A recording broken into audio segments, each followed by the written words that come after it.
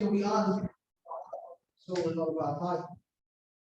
For you and you alone are worthy of all praise, honor, and esteem. And you have given us life, Father Yah, on your Shabbat day to praise your set apart name. So we thank you, Father Yah. We pray that we come before you, Father Yah, with our hands clean. So for any transgression, sin, or any work of iniquity that we have done before your face, Father Yah, we pray for your forgiveness, for you to pardon us, for you to lift it off of us, to clean us, Father Yah, that our words may be heard, Father Yah, and you may not turn your ear from us. May we redeem the sins of our forefathers and our foremothers as well. Allow us to be the generation, Father Yah, that you look upon, that you remember, and that you know. That we may resemble your servants, Abraham, Yitzchak, Yaakov, Abraham, Isaac, and Jacob. Father, we pray for the health of all those around us, here within the Remnant of Hope, as well as those in the other congregations that we are affiliated with, Father God, and those that we are not, but those that still praise your set apart name and seek to do your commands. For we all are one, not to one God. Pray for the safe travel for all of those who are going to the various congregations throughout the four corners of the scattered. And that your Ruach, that your spirit be in the midst of us. That whoever may be bringing forth your word, Father God, that you fill them with knowledge, wisdom, and understanding, and the ability to give that understanding, to your people. And for those who speak, within the congregations, may they too have that knowledge, wisdom, and understanding, Father God. For none of us have it all, but you have given each and every one of us a portion. So allow that portion to shine, Father God. For it is our rightful duty. Baruch atah Yahuwah, Baruch Hashem Yahuwah, Baruch haba Hashem Yahuwah. Bless you, Yahuwah. Bless the name Yahuwah, and bless he who comes to the name of Yahuwah. Hallelujah. Hallelujah. Okay. I will have my ordinances read by Jones again. That's what I keep.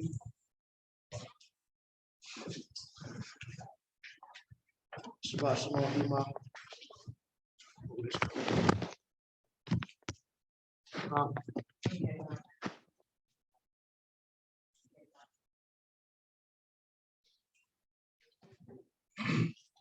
Shabbat shalom, Mr. Cobb. Shalom. The ordinance will be coming from, first and foremost, Shemot, commonly called Exodus, chapter 19, verses 1 through 8. And it reads, in the third month, when the children of Israel were going forth out of the land of Israel, the same day they came into the wilderness of Sinai, for they were departed from Rephidim and were come to the desert of Sinai, and had pitched in the wilderness, and there Israel camped before the mountain. And Moshe went up unto Yahuwah Elohim, and Yahuwah called unto him out of the mountain, saying, thus shalt thou say to the house of Jacob, and tell the children of Israel, ye have seen what I did unto the Mizraim, and how I bare you on eagle's wings, and brought you unto myself.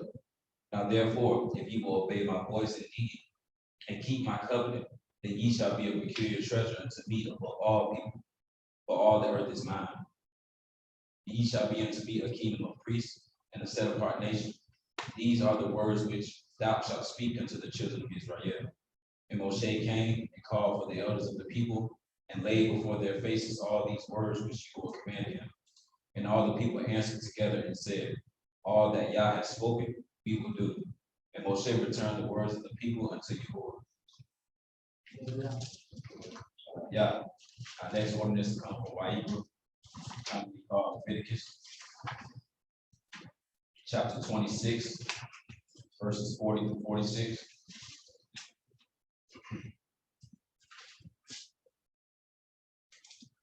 And it reads, if they shall confess their iniquity, if they shall confess the iniquity of their fathers, with their trespass which they trespassed against me, and that also they have walked contrary unto me, and that I have also walked contrary unto them, and have brought them into the land of their enemies, if then their uncircumcised hearts be humble, and they then accept of the punishment of their iniquity, then will I remember my covenant with Yaakov, and also my covenant with Yitzhak, and also my covenant with Abraham will I remember, and I will remember the land. The land also shall be left to them, and shall enjoy her Shabbats, while she lieth desolate without them, and they shall accept of the punishment of their iniquity, because even they despise my judgments, and because their soul abhor my statutes. And yet, for all that, when they be in the land of their enemies, I will not cast them away, neither will I abhor them to destroy them utterly and to break my covenant with them. For I am Yahuwah their El. But I will for their sakes remember the covenant of their ancestors, whom I brought forth out of the land of Israel in the sight of the heathen, that I might be their El. I am Yahuwah. Verse 46, these are the statutes and judgments and laws which Yahuwah made between him and the children of Israel at Mount Sinai by the hand of Moshe. Hallelujah. And our last ordinance come from Ezekiel, Ezekiel chapter 36, verses 22 and 28.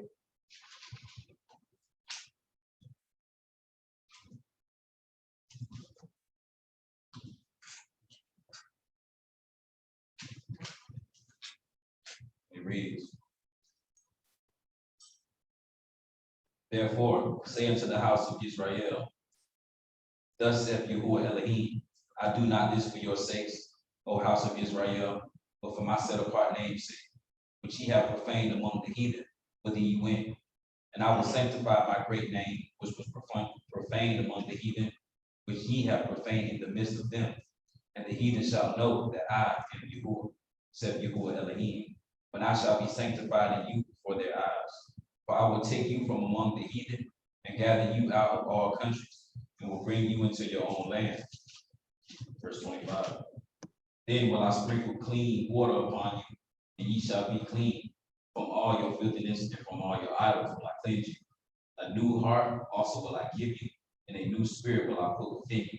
And I will take away the stony heart out of your flesh, and I will give you a heart of flesh. And I will put my ruach within you, and cause you to walk in my statutes, and ye shall keep my judgments and do them. Verse 28, and ye shall dwell in the land that I gave to your fathers, and ye shall be my people, and I will be your El. Hallelujah. Hallelujah. Now we have the 10 commandments, 10 words read by them, Shashama.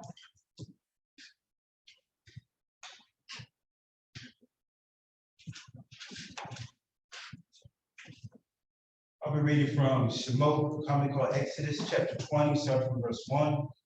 Again, I'll be reading from Shemot, commonly called Exodus, chapter 20, starting from verse 1. And then Elohim spoke all these words, saying, I am Yah, the Elohim, which has brought thee out of the land of Egypt, out of the house of bondage. Thou shalt have no other mighty ones before me. Thou shalt not make unto thee any graven image, or any likeness of anything that is in the heaven above, that is in the earth beneath, or that is in the water under the earth. Thou shalt not bow down thyself to them, nor serve them. For I, Yah, the Elohim, but jealous Elohim, visiting the iniquity of the fathers upon the children to the third, the fourth generation of them that hate me, and showing mercy on the thousands of them that love me and keep my commandments. Thou shalt not take the name of Yahuwah, thy Elohim, in vain, for Yahuwah will not hold him guiltless that taketh his name in vain. Remember the Shabbat day to keep it set apart. 6 days shalt thou labor and do all thy work. The seventh day is the Shabbat day, Yah the Elohim. In it thou shalt not do any work. Thou, nor thy son, nor thy daughter, nor thy manservant, nor thy maidservant, nor thy cattle, nor thy stranger that is within thy gates. For in 6 days Yah made the heaven, the earth, the sea, and all that in them is. The rest is the seventh day. Wherefore Yah blessed the Shabbat day and holiday. Honor thy father and thy mother, that thy days may be long upon the land which Yah giveth thee, which Yah that Elohim giveth thee.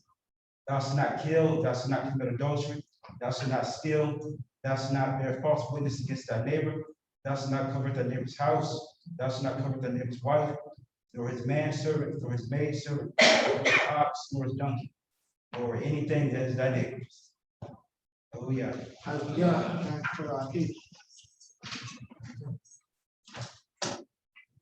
Come on, Israel. Yahuwah Eloheinu, Yahuwah Echad. We'll Yahuwah Eloheinu B'kol Lebavka Ub'kol Nefesh Ub'kol Meyodik. Hear and obey Israel. Yahuwah El, Yahuwah is one. And you shall love Yahuwah your Elohim with all of your heart, with all of your soul, and with all of your mind. Hallelujah. Okay. Now it's for Hallelujah portion. When you are able to praise your creator, anything that is revealed to you to reveal to us, anything that you would like to express in the midst of God, now's the time to do so. Preceded by Hallelujah belongs to you. My hallelujah belongs to you. My hallelujah belongs to you. My hallelujah belongs to you. My hallelujah belongs to you. And you deserve it. You deserve it. You deserve it.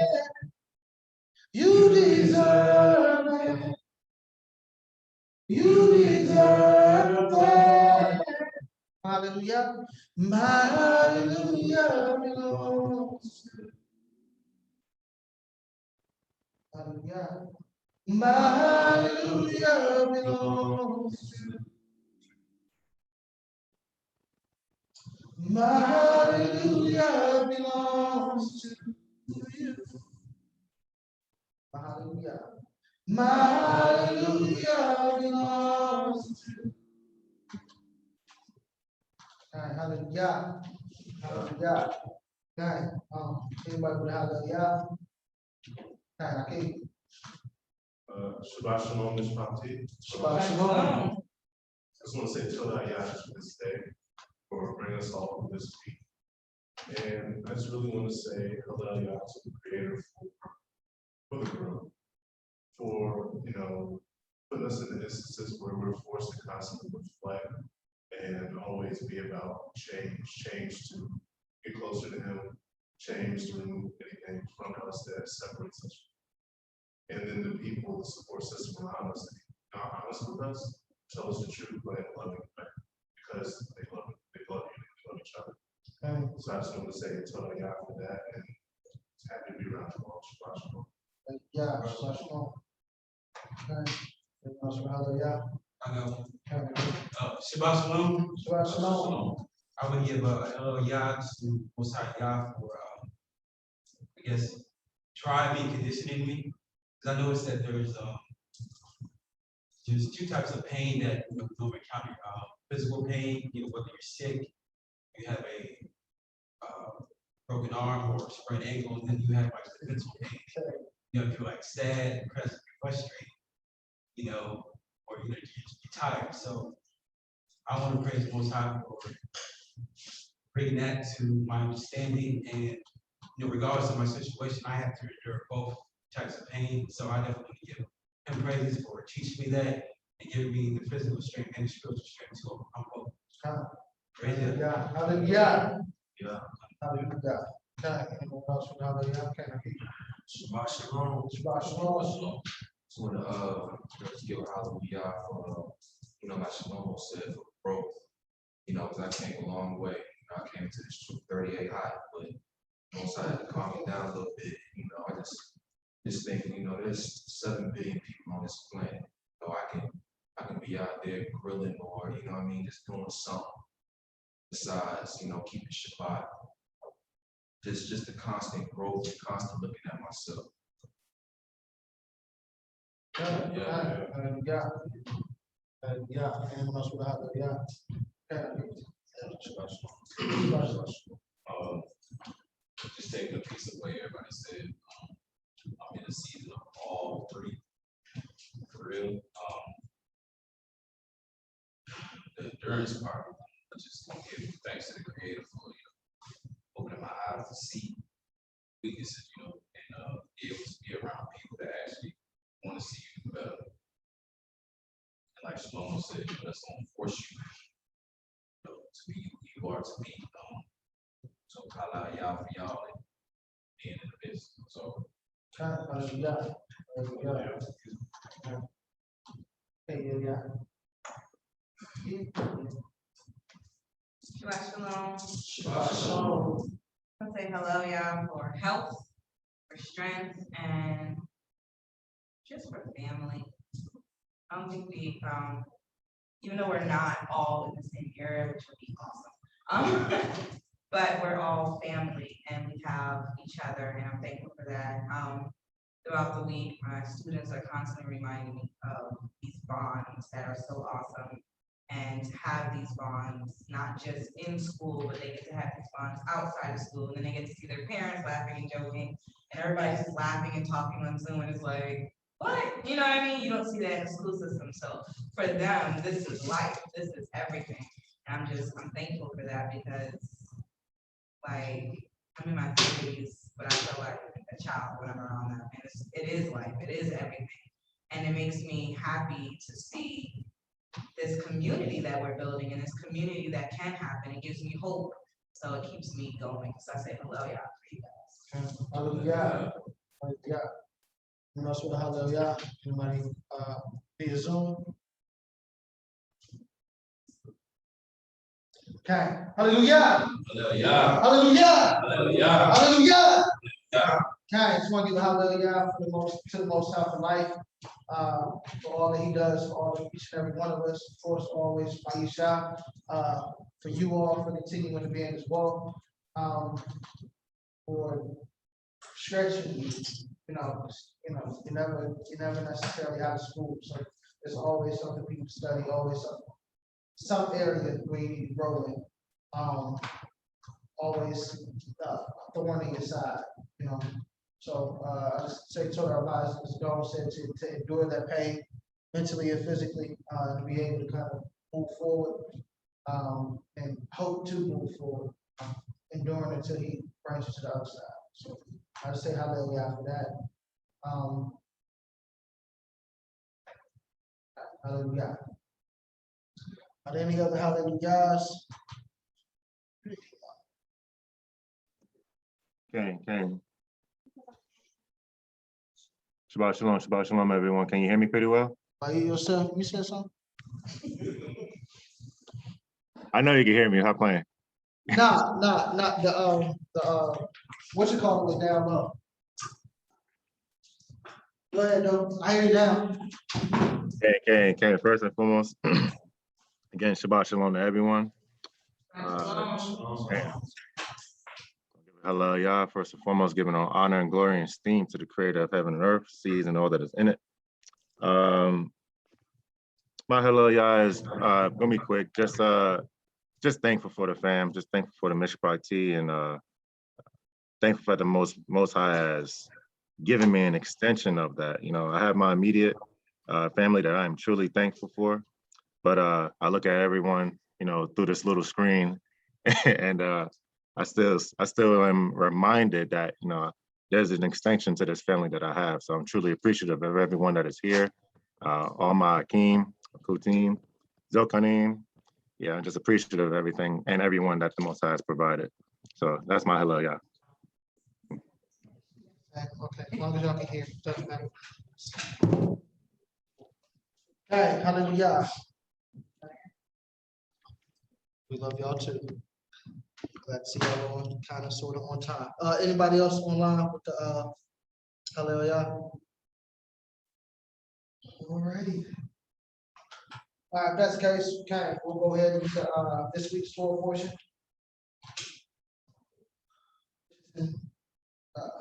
Told dope.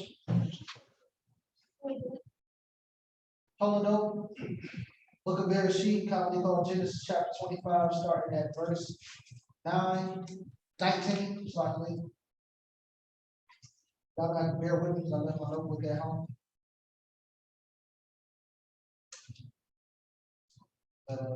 It's told though. Okay. All right.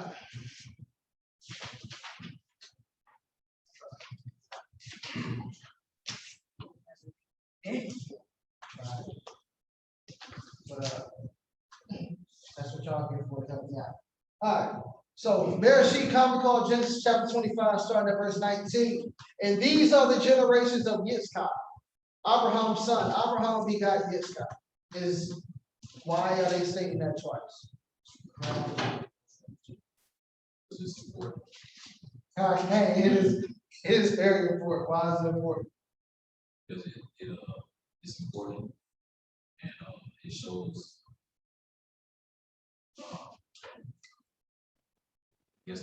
I guess the I don't want to keep saying importance.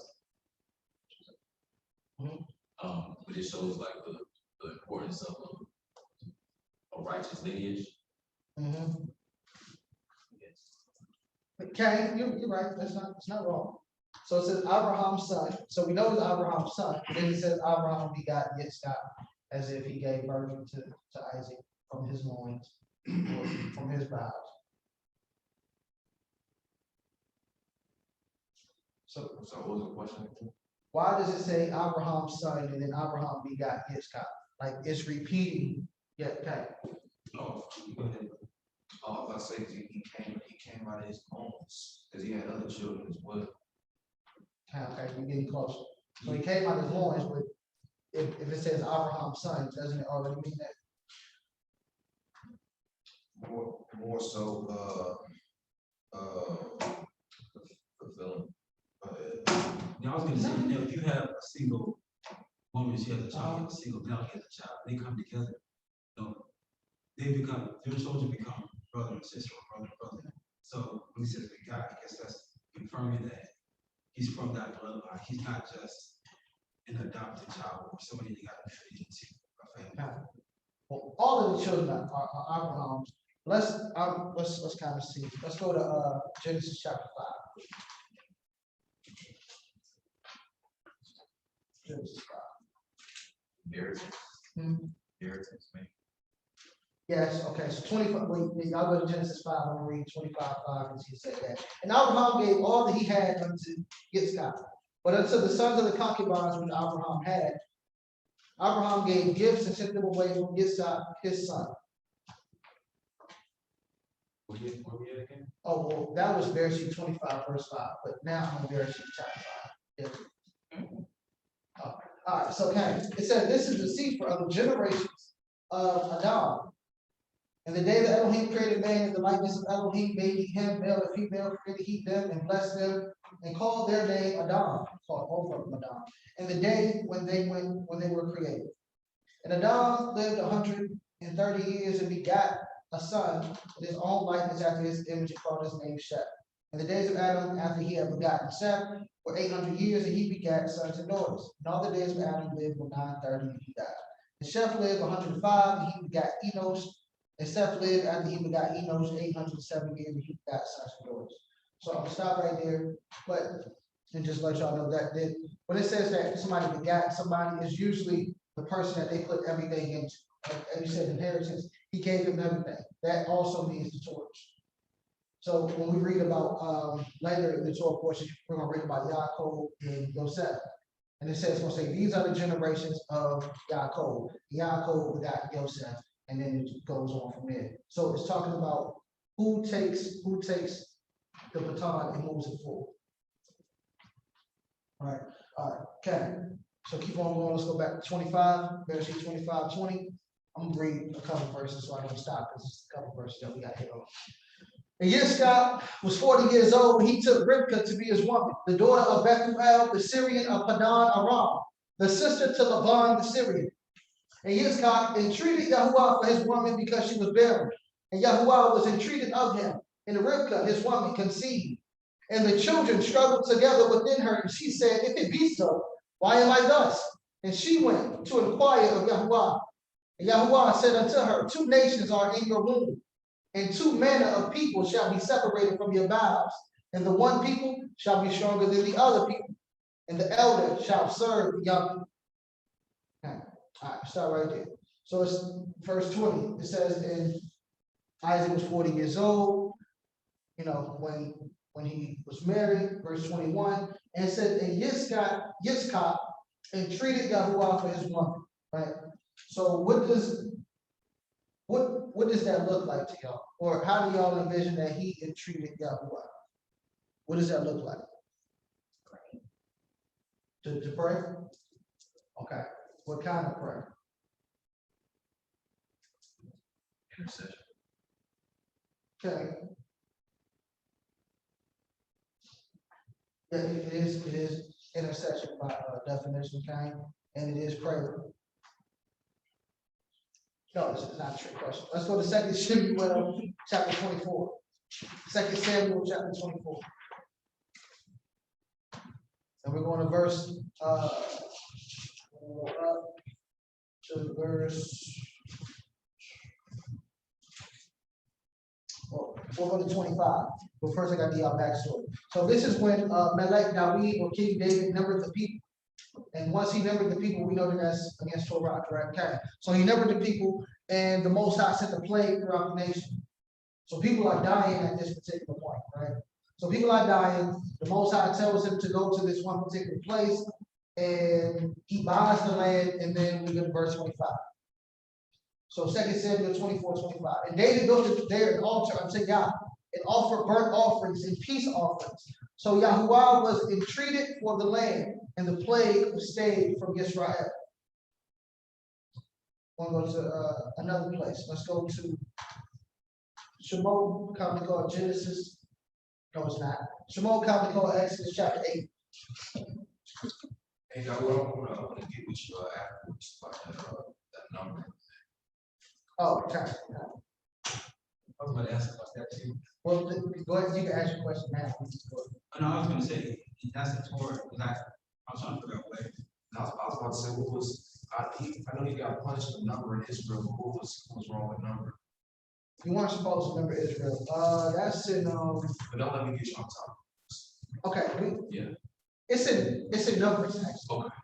Ironically, yeah, it's in Numbers. So the only reason to number Israel was for those who were going to war. But then after that, the Most High said, don't number the people. So yeah, I'll let y'all know that second. Unless Yosef, you want to look that up. Y'all want to look up where you're not supposed to number the people. All right, kind of Shemot chapter or Exodus chapter 8, verse 8. It said, then Pharaoh called for Moshe. So this is the plague of the frogs. It said that Pharaoh called for Moshe and Aaron and said, entreat Yahuwah that he may take away the frogs from me and from my people. And I will let the people go, that they may do sacrifice unto Yahuwah. So we got two instances, right? Which use the same word, which is athar, which means to pray, to entreat, to supplicate, right? So in the first one, when we're talking about King David, people are dying around him. So he needs to hurry up, build his altar. He got to hurry up and sacrifice a clean animal, do everything right. And then he has to pray. And Shemot, there's frogs everywhere, and Pharaoh is calling Aaron and Moshe in and saying, yo, I need you to pray to your creator and get these frogs away from him. So what kind of prayer is it? Is it more of a, all right, cool, I got you. Okay, it's more of an urgent. You gotta press in. It's more of a like, Most High, please, like we need this. It's not a, well, I think these people come to kill me, Most High. So if you can kind of help me out in this. It's not one of those prayers. It's a Most High, I need you right now. Please, you sweating. This is one of those this is the prayer that Yahushua was doing in the garden, where it said that he was sweating so much that it was thick as blood. That's that type of prayer. That's when to entreat or to supplicate or to athar the creator looks like. So not every situation is well, let's just go pray real quick. Sometimes you have to entreat the creator for what you're asking for, so he can know just how serious or how deep you want. Right? So he entreats the creator, and the Most High hears him, and now Rivka conceives. So now Rivka is having a problem because now something's going on in her womb. So outside of Asia was really okay. Well, United States is not. Anyway, so there's a difference between a baby kicking. I'm just gonna add guess. There's a difference between a baby kicking in your womb and whatever was happening in her womb. You know, I'm gonna say, oh, the baby's kicking, whatever, and they just laugh it off. But no, yeah, something else was going on, right? They were struggling inside. That word is razats, which means to crush, to oppress, to crush in pieces. So they weren't just, moving around in there. They were fighting as if one of us not coming out of here. I got it. That's what was going on in her womb. It was, which is why the Most High said that 2 nations are in your womb. 2 manner of people are in your bowels. One, they already had the thought that look, we're gonna be fighting. We're fighting from the womb, and when we get out, we're still gonna be fighting. There's 2 manner of people, right? It makes you really think about babies. Yeah. Like, they know a lot already before they come out. Okay. It's something in them. There was already spirits in there, right? So the word for nation, right, is goy. Should have asked y'all that. But the word for nation is goy. And once you break down and go down to its root, it goes from goy, which means nation, to gev or gave, which means the back, which goes all the way to ga'a, which means to rise or to grow up. So what does a nation have to do with your back? So that's in Numbers chapter 1, verse 49 for the don't know. But what does a nation have to do with your back? That way you're structured. Okay, that's definitely a strength is. So what's the bone in your back? Go ahead, Naki. Well, first I was gonna say, your back is kind of like the largest portion of the body. You know what I'm saying? In a sense, and then to spinal cord Okay, to hold up. okay, to hold up. Okay, and then what does your spinal cord do? What does every part of your body do? Well, all the nerves, or most nerves in your body do. What is their relationship to the spinal cord? I think, we're just based upon pregnancy. Once you get that epidural, you don't feel no pain, so guessing that the back, Okay, hey, listen, my dog said you always get 2 free throws. Go ahead. And I was gonna say, you have the nervous system, it comes from the brain, goes right to the spine, so everything, all your nerves connected to the spine, it goes up to the brain, so Okay, everything, every signal goes from the brain to the spine to the rest of the body. okay, that is where all the information goes. So as you're growing up, it goes where? To the brain. To the brain or to the mind. So all the information as you're growing up is leading to it is building your mentality. So it's saying that a nation is built, a nation has a certain mentality. Look at the mentality of quote unquote America. 1, it is militaristic. 2, it is about individuality. And 3 is about materialism. That is the mentality of an American. That's why when you go around places, I'm sure y'all can tell me better than I know. But when you go to other places and you say you're an American, they look at you different. They got a different look about you. Or like when Maisha went to Guyana, she says that they always think that y'all got money, so they trying to rob immediately. Because they think, oh, you American, y'all materialistic, that means you got something that I want. That's the mentality or the information as you're growing up that's being fed into you. So it's 2 nations in the womb. That means that there are going to be 2 different growing up processes or raising up processes that are going on in the womb, which is going to lead to 2 different people or 2 different communities. That word is le'on, which is means people, but it also means it's from a root that means to gather. So it's a group of people gathered. I know you're probably thinking, That word. okay, so the word for people usually is but there is le'on. Shalom. We're in Genesis chapter 25. No, you told. Okay, so it's 2 raising up that's going on, right? So it says that one will be stronger than the other, and the elder shall serve the younger. Who's stronger than who?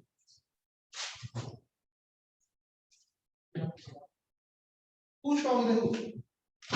We know who's gonna serve who. We know Esau is gonna serve Yaakov, because it says it. But who's stronger than, who's the stronger one? More than likely, because he came out as a grown man, so he probably the stronger one. But it doesn't say that. It just said one gonna be stronger than the other. It doesn't even say whether that's mental fortitude or mental strength or physical. It says one's gonna be stronger than the other, but we know the eldest gonna serve the youngest. Right? Okay, let's go to 24. And when her days to be delivered were fulfilled, behold, there were twins in her womb. And the first came out red all over like a hairy garment, and they called his name Esau. And after that, his brother came, softly. After that came his brother out, and his hand took a hold of Esau's heel, and his name was Yaakov. And Yitzchak was 60 years old when she bore him, and the boys grew. And Esau was a cunning hunter, a man of the field, and Yaakov was a plain man dwelling in tents. And Yitzchak loved Esau because he did eat of his venison, but Rivkah loved Yaakov. Do you already see the two different rising ups? It said that one dwelt in tents, which was Yaakov, our forefather, which means what?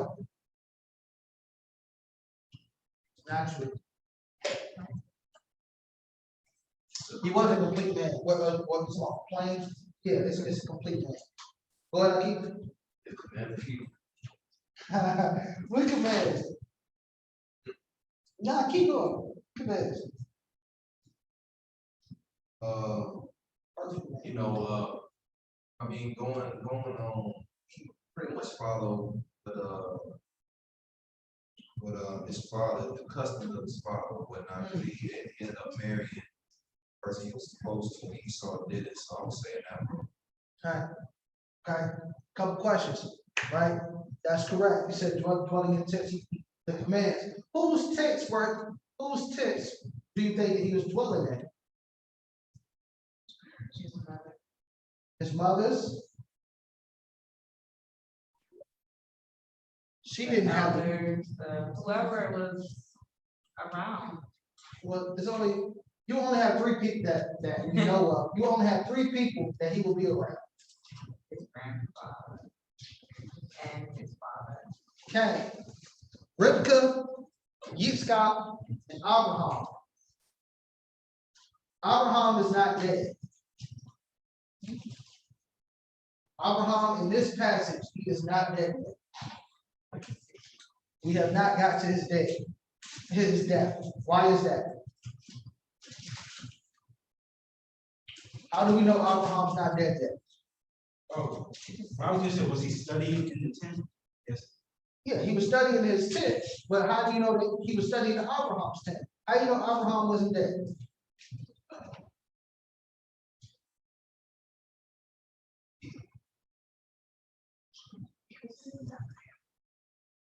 Well, it says in Let's say Isaac.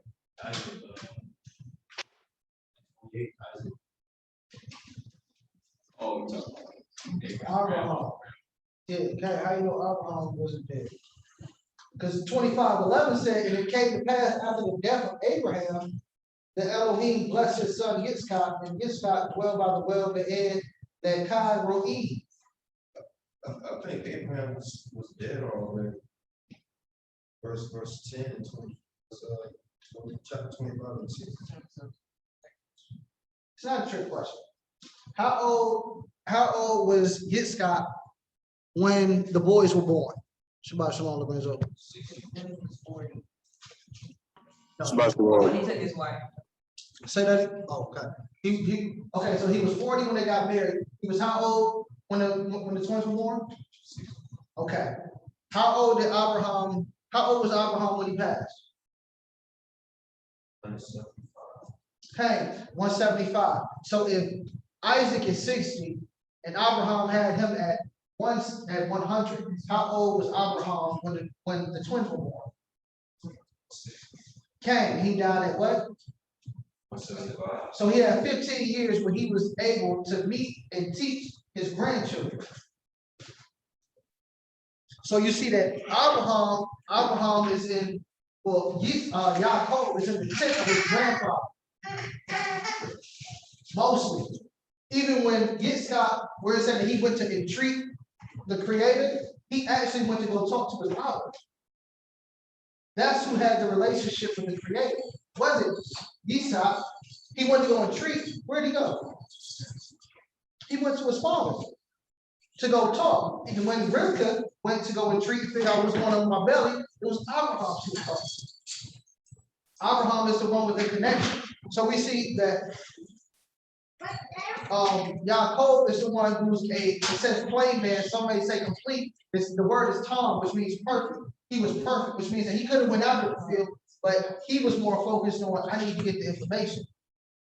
I need the wisdom from my father and from my grandfather. And it said that Esau was in the field, right? He was a cunning hunter, a man of the field. That word field is sadeh.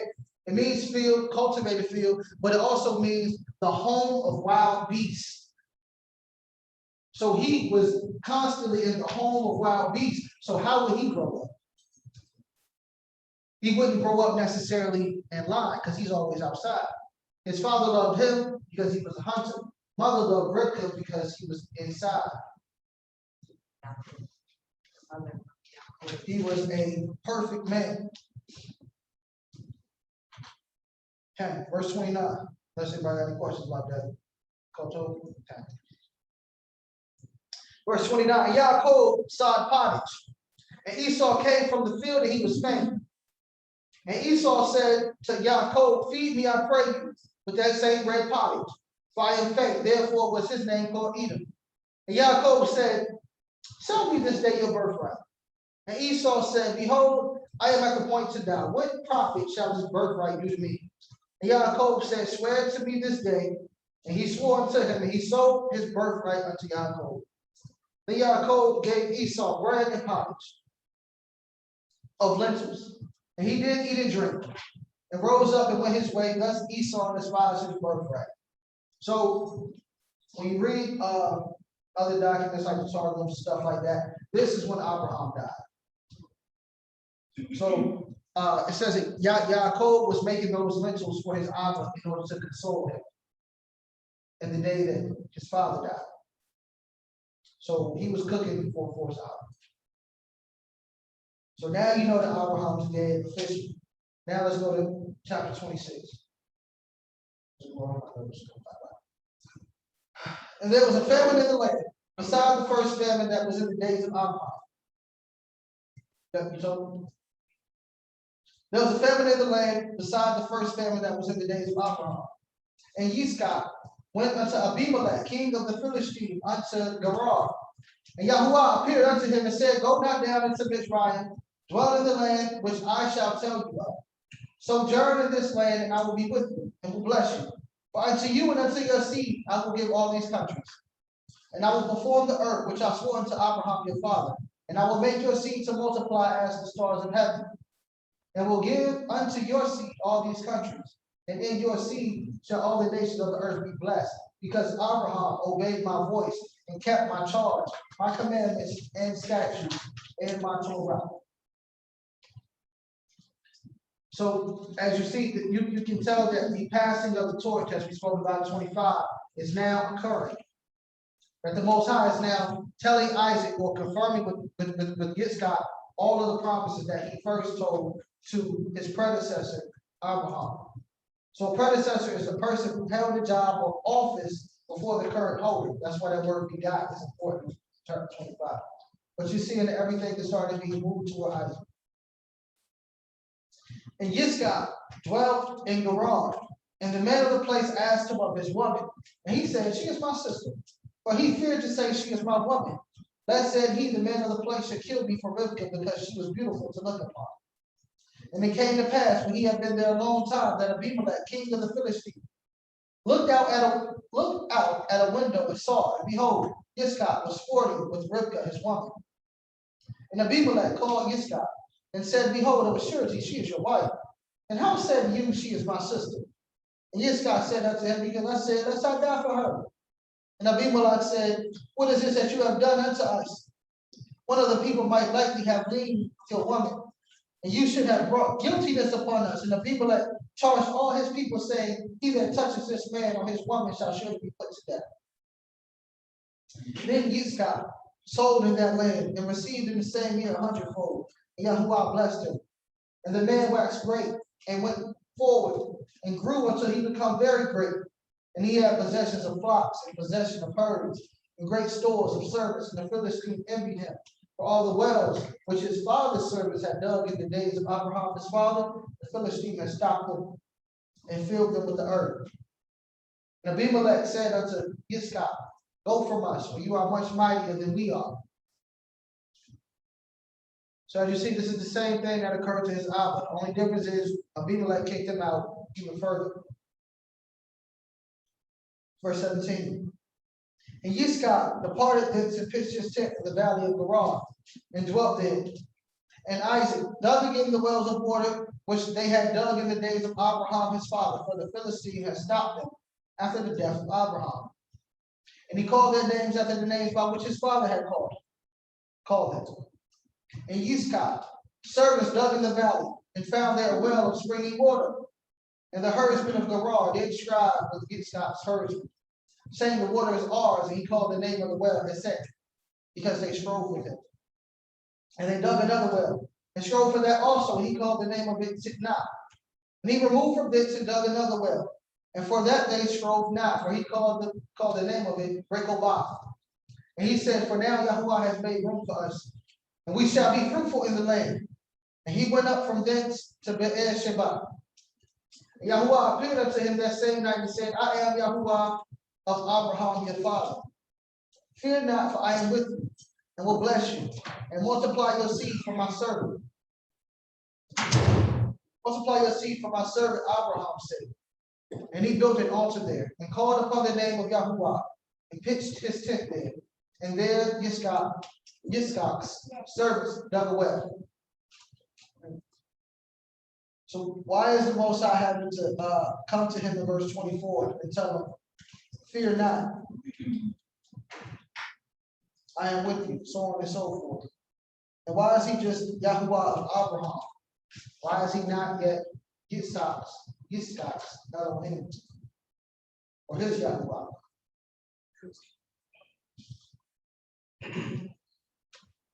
He's his father's son. And he hasn't proven his faith and outside yet. Okay. Abraham's experiences with the Creator have already passed.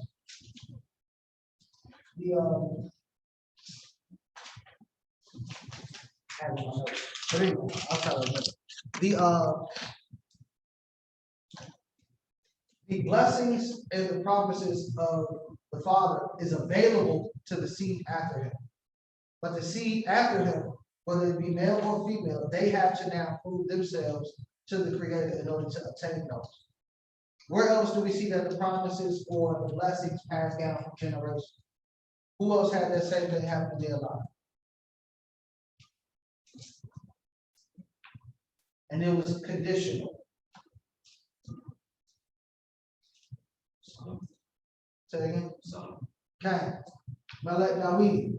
Melech David had the promise that your kingdom will be forever. And then the Most High told David, I'm going to establish your son's kingdom forever if he keeps my laws, statutes, and commandments. So the same thing that was given to David would have been given to Shlomo if he had did what he was supposed to. Of course, we know what occurred. Okay. Verse 26.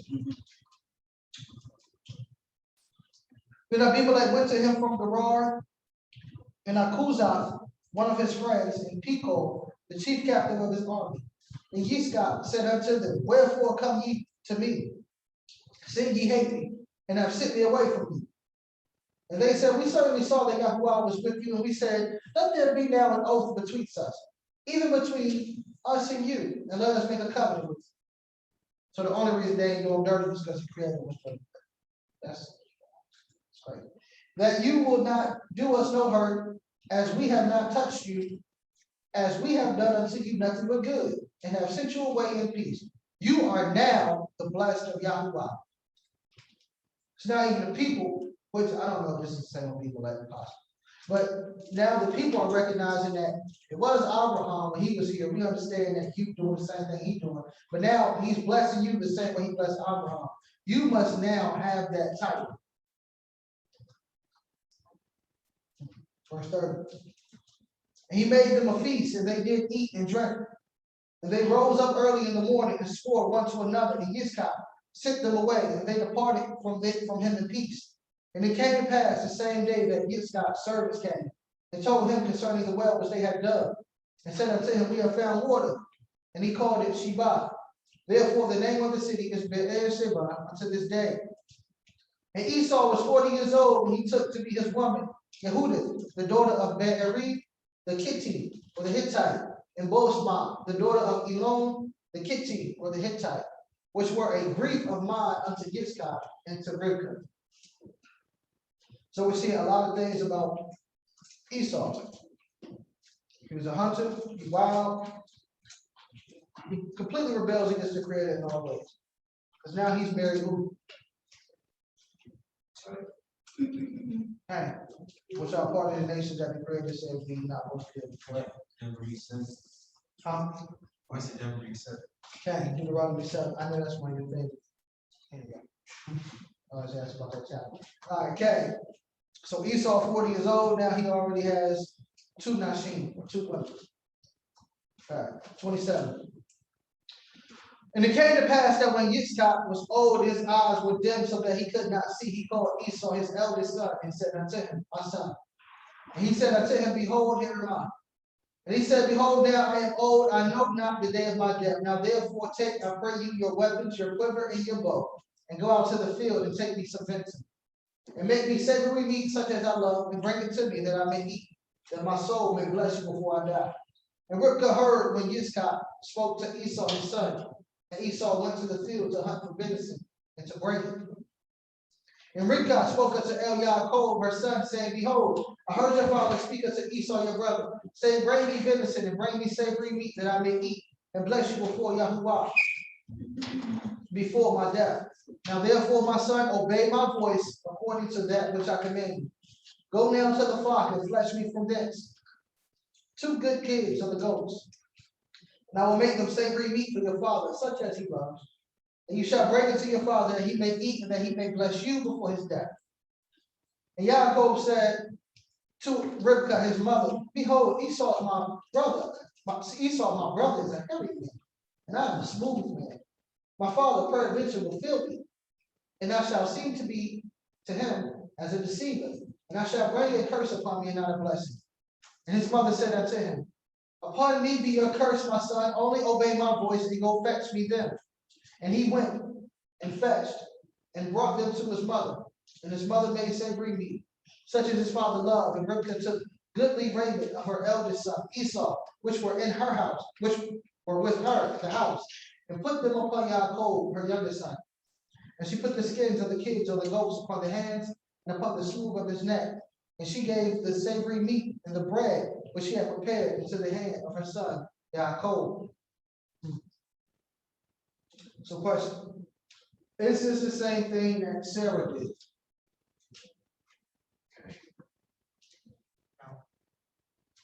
Tell me what she did at circumcision. No, that's Sephora. Sarah, What do you mean by that? when she gave, and we had a conversation here, when she gave Hagar to Abraham in order to fulfill the promise that the Creator gave to Abraham. Oh, that's. Is this the same situation where Rivkah is now doing all of this? I ain't gonna say too much more than I am here. So she's trying to make sure that the promise. I don't think people can hear you. It is the same because she's trying to intervene to make sure the promise that was given to her goes forward.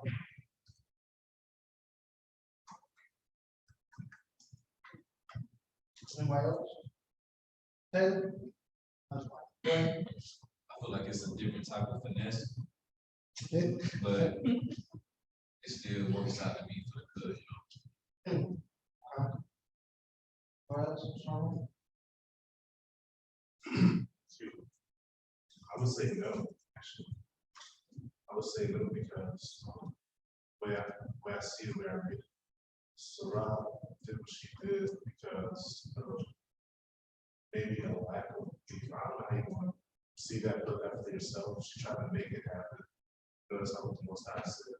Most High told her was that who was going to hold, serve the hope. So she was just trying to be in the book of the Most High, not in hell, but because she. Okay. So it's not the same thing. So as Noah said, Sarah, who was given the promise, or who was the Most High talking to Abraham and Sarah? Talking to Abraham. Who did the Most High tell about the prophecies for Yaakov and Esau? Rivkah. Rivkah knew what was going on. Yitzchak or Isaac did not know what was going on. So at the moment of blessing, now she's like, okay, he's about to bless him, but I already know what the Creator said. Okay. So when we say Isaac didn't know what was going on, is that why the chapter started, it's old in his eyes with them? I see. That was us. Okay. That's a part of it. So some commentary would say that he was old and he could not see based on what Esau was doing. So he kind of stopped seeing what was going on. Actually, just to kind of tie that in, that's kind of the same way that like how we kind of, after a certain amount of with children, Absalom, I can't remember the other side. But he got to the point where he didn't see his children doing it, they were running off of all Okay. Is Yitzhak did not know necessarily what was going on, but we do know that Rivkah knew what was going on. So Rivkah, that's why she said, look, if it's a curse, let the curse be upon me. But you do what I'm saying for you to do, because I know something that you don't know. Even when it says that she heard, right? She heard Isaac talk to Esau. She wasn't outside the tent. The Spirit was telling her, or even something. The Spirit is what was telling her what was going on. She wasn't being nosy like I said, Rob. Let's hear that. But the Spirit was leading this. It's two totally different situations. But it shows one that the Most High does speak to the Nashim once again, and that we, or the women, Nashim means women, and that we have to be able to, as men, sometimes move to the side and allow them to carry out what the Creator has told them that He has not told us. And it also shows that the sisters or the women, you need to be able to hear and also have the courage to move according to what the Most High has said, and not necessarily based on what society would say you're going above man, so on and so forth. But there are some things He gives to you that He does not give to us. So if you don't do those things, for example, like Yael in the tent, or Esther, or Deborah, there are many examples of the women having to do something, and then, as Isaac is doing, carrying out the rest. Shabbat Shalom, code clear, Bereshit 27. Verse 8. Are there any questions or comments in regards to that? Not that something just a small venison is goat, right? Or just deer. Yes, it's like more like deer. Okay. Verse 18. And he came unto his father and said, my father, and he said, here am I.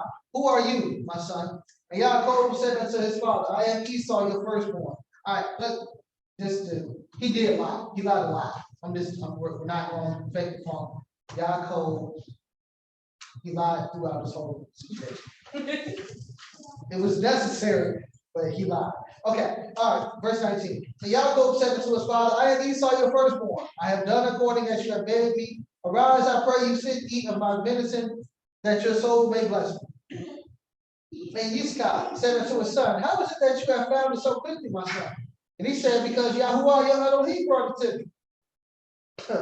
And Isaac said unto Yaakov, come here, I pray, that I may kill you, my son, whether you be my very son Esau or not. And Yaakov went near unto Yitzchak his father, and he felt him, and said, the voice is Yaakov's voice, but the hands are the hands of Esau. And he discerned him not, because his hands were heavy, as his brother Esau's hands. So he blessed him. And he It's like said, knew. I feel like he just knew. He's like, whether you're him or not, and then said it again, like, I know this voice. So it was just like plain secret. he was old, his eyes were dim, so that he could not see. Verse 24. And he said, are you my very son Esau? He said, I am. And he said, bring it near to me, and I will eat of my son's venison, that my soul may bless you. And he brought it near to him, and he did eat, and he brought wine. He brought him wine, and he drank. Did Rivka give him wine to take to his house? No. What did Rivka give to him? Venison, and what else? The hairy stuff on his arm. To eat. What did he Oh. give? Bread, venison and bread. So where did wine come He probably added it. Jacob topped it off with a from? Yeah, he had a good draw. Nah, so some people say that it was. Listen, it's not. Some people say that it was a Malach who gave him the wine in the cup in order to give to his hours. Same way got no wrong. Right? No, I ain't gonna say the same. We got Noah drunk. Noah got drunk with his own. We're not gonna mix that. All right, but no. So the most Rivka didn't give him wine, but for some reason wine showed up. And brought him wine, and he drank. And his father Yitzchak said unto him, come near now and kiss me, my son. Embrace me. And he came near and kissed him. And he smelled the smell of his raiment and blessed him and said, see, the smell of my son is as the smell of a field which Yahuwah has blessed. Therefore Elohim give you of the dew of heaven and the fatness of the earth and plenty of corn and wine. And let people serve you, the nations bow down to you. Be Lord over your brethren, and let your mother's sons bow down to you. Curse be everyone that curses you, and blessed be he that blesses you. And it came to pass, as soon as Yitzchak had made the end of the blessing, the end of blessing Yaakov was yet scarce going out from the presence of Yitzchak, his father, that Esau, his brother, came in from his hunting. And he also had made savory meat, and brought it unto his father, and said unto his father, let my father arise and eat of my son's venison, of his son's venison, that your soul may bless me. And Yitzchak said, his father said unto him, who are you? And he said, I am your son, your firstborn, Esau. And Yitzchak trembled very exceedingly, and said, who? Where is he that has taken venison and brought it to me? And I have eaten of all before you came, and have blessed him. Yea, he shall be blessed. And when Esau heard the words of his father, he cried with a great and exceedingly bitter cry, and said unto his father, bless me, even me also, O my father. And he said, your brother came with subtlety, and has taken away your blessing. And he said, is not he rightly named Yaakov? But he has supplanted me these 2 times. He took away my birthright, and behold, now he has taken away my blessing. And he said, have you not reserved a blessing for me? And Yitzchak answered and said unto Esau, behold, I have made him your Lord, and his brethren, and all his brethren have I given to him for service. And with corn and wine have I sustained him. And what shall I do now unto you, my son?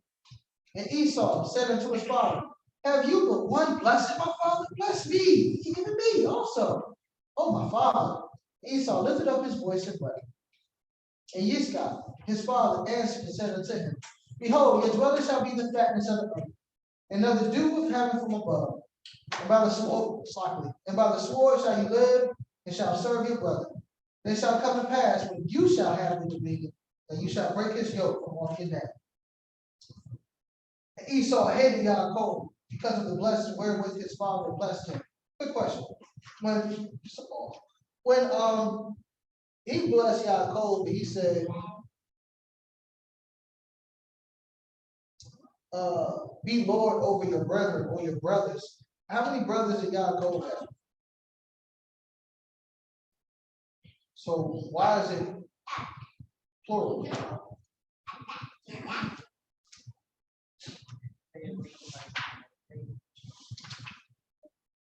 Prophecy.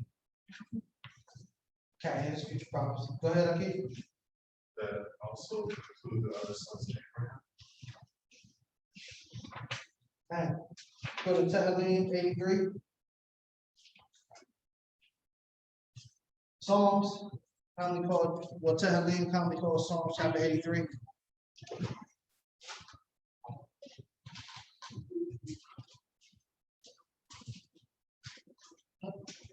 Tehillim, Psalms 83, and it reads, keep not your silence, O Elohim. Hold not your peace and be not still, O El. For lo, your enemies make a tumult, and they that hate you have lifted up their head. They have taken crafty counsel against the people and consulted against your hidden ones. They have said, come, and let us cut them off from the nation, that the name of Israel may be no more in remembrance. For they have consulted together with one consent, they are confederate against you. The tabernacles of Edom, his brother, the Yishmaelim of Moab, his cousins, the Hagarim, his cousins, Gebel, Ammon, cousins, Amalek, those are the Canaanites. Amalek, the Philistine, with the inhabitants of Tyre, Assyria, that's Shem, that's also family, also is joined with them. They have helped the children of Lot, Selah. All of those, as Adon Shlomo said, are, or most of those are the children of Abraham or the children of Lot. All of those are family. So he's talking about you be Lord, Israel. You are Lord over all of your brothers. You are master over all of your brothers. But when we fell, all of those nations came together in order to keep us down so that we no longer have roots. Okay. Who is Esau? Just to, while we're at 41, who is Esau today? Black. Say black. Okay. Okay. You said some of them? Yeah, some of them.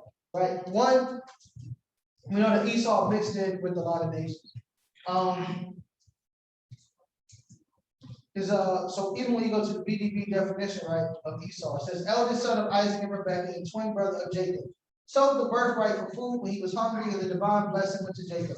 Progenitor of the Arab peoples.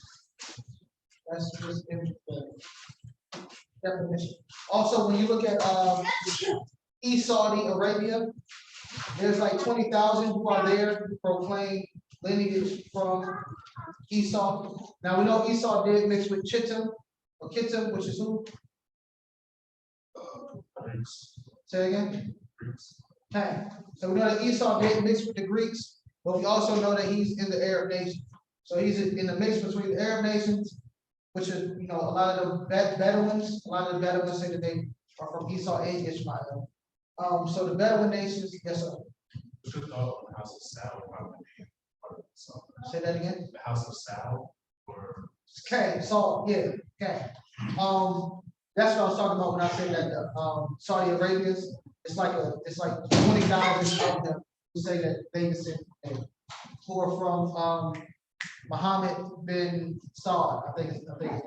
Yeah, Muhammad bin Saud. Okay. What about the, is he married a Hittite and Okay.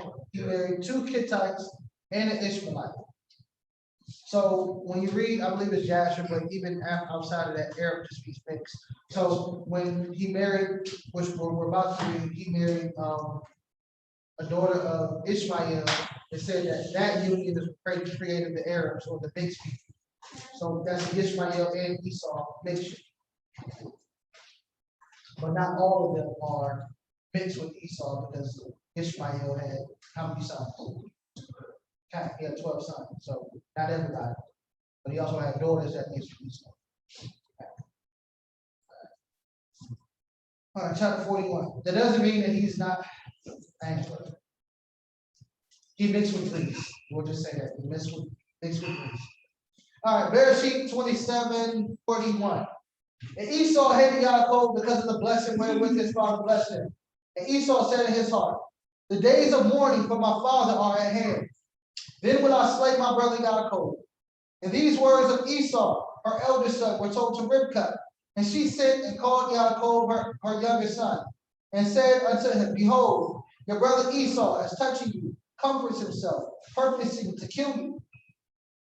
Now therefore, my son, obey my voice and arise. Flee to Laban, my brother to Haran. Laban, my brother to Haran. And tarry with him a few days, until your brother's fury turns away, until your brother's anger turn away from him, and he forget that which you have done to him. Then I will send and fetch you from thence. Why should I be deprived also of both of you both in one day? Rebekah said to Yitzchak, I am weary of my life because of the daughters of Kath. Yaakov, take a woman of the daughters of Kath, such as these, which are the daughters of the land. What good shall my life be to me? All right, quick question. Was Rivka sending Yaakov to Haran for like a few days? Like, what does that mean? Even when Esau said, the days of mourning for my father are at hand, what does that mean? Okay. What kind of time? Years. Okay. So, as prophetic speech goes, some days could be years, right? Because you're not gonna get over it. You want to kill your brother, it's not gonna be a week or two, and then all of a sudden you don't want to kill him anymore. So he said, she said, go there for a couple of days, and I will send for you. For why should I be deprived of both of you in the same day? Or why should I be deprived of you and your father in the same year? Because if you're still there, he's not gonna be able to kill you in the same day. They're gonna have to bury him, so on and so forth, and after that, he's trying to kill you. So in the same year. So days in this particular passage, it's talking about years.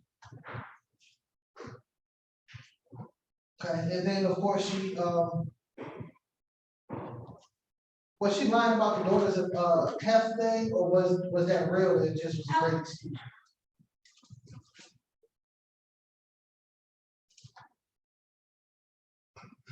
Okay. I don't recall this Jasher or these, but I think it's a narrative where it shows like her interaction with them, it shows why she would probably say that right there. They did get along. Yeah, between her and the daughters of Kath, they definitely did not get along. And besides, where did she come from? Okay, and she, had 15, no, she had what?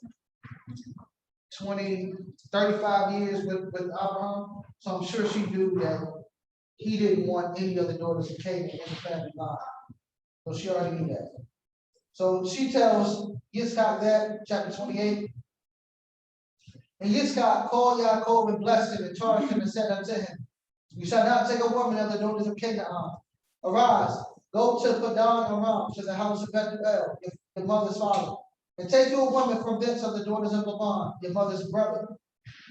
And El Shaddai bless you, and make you fruitful and multiply you, that you may be a multitude of people, and give you the blessing of Abraham to you and to your seed with you, that you may inherit the land wherein you are a stranger, which Elohim gave us to Abraham.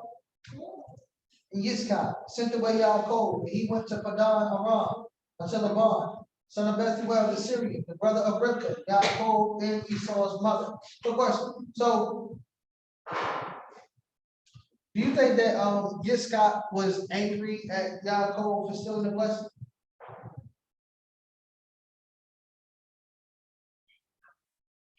Why not? He knew it was the Most High's even though, because like after Esau was like, oh, his Yaakov took his birthright, and it's just like kind of whining about it. Sadly, he was just told him what it was. It wasn't like I guess he could have tried to take the blessing back. That's how cool it was to be. So, that really upset. No, he might have been like your wife said earlier, probably already, because the difference between yourself. Yeah, So, and then he probably was like, okay, I'm blessed. There's nothing he could do about it after that. So. It wasn't nothing. He said, he shall be blessed. Go ahead and say. It could have been pride. Like, feeling like you've been outsmarted twice by your younger brother? Nah, was Isaac mad at Jacob? Oh. No, I don't think so. That's my dog. Why dog? Because I'm pretty sure it was revealed to him. Like, it was probably something that they probably talked about in the family, like, like you see your kids, like, no, that one right there, I know he's gonna be a leader. So it's kind of, I think, maybe unspoken between the family, probably already realized that he was probably gonna be the force of the family.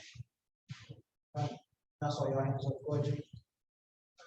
Go ahead, Charles. Oh, and I was gonna say, chapter 7, chapter 27, verse 33, it says, Isaac struggled very exceedingly. So I'll say he was definitely nervous and confused about the situation. I don't know if he was angry. Go ahead, Jimmy. I was gonna say, I think it was a custom for the older to get the birthright or not. But I don't think he was enlightened too much in that area because Rebecca is one who required y'all. Okay. So he was shocked, he didn't know, but that's why Rebecca had to pull it through. Because obviously he didn't know, so she inquired. The reason why I asked that is because if he was upset, was the blessing in chapter 27 the blessing of Abraham? Because they pretty much had the same blessing, other than we know that Yaakov was going to be the leader, and Esau was going to live and die by the sword, and he would have dominion at some point. So He broke the yoke for himself. okay, so was the blessing of Abraham and the blessing of Yaakov in chapter 27?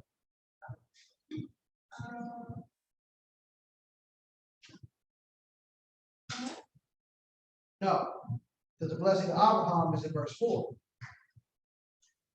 Start at verse 3. And El Shaddai bless you and make you fruitful and multiply you, that you may be a multitude of people, and give you the blessing of Abraham to you and to your seed with you, that you may inherit the land where you are a stranger, which Elohim gave it to Abraham. So if Yitzchak was mad at Yaakov for taking that blessing, surely he wouldn't have given him the blessing of Abraham. If he loved Esau, he gave him the blessing of Abraham in the land. When in chapter 27, he just said both of y'all will live on some good land. But in chapter 28, he said, you shall have the land of Abraham. After he tells them, don't take a wife out of these people. So would the blessing of Abraham, this is just a question. Would the blessing of Abraham be contingent upon who you marry? Because he says, don't take one of these daughters, go get a wife from here, and then here, take the blessing of Abraham. I'll say, yeah. It's not doctrine, just a question. Just a question. I mean, he went, oh, I'm sorry. I don't think you will multiply them if they didn't marry the right. The Most High gives and takes away, right? So if he's going to give the woman the power of earth and give them children, he doesn't want to make them, but why would he continue the lineage of him and those people if that's not the mingle? Why would he put the blessing on contaminated genealogy? Well, not like, anyway, talk about that later. Go ahead. I was gonna say, so in today's society, right? You gotta speak up, so. You got to do covenant, right?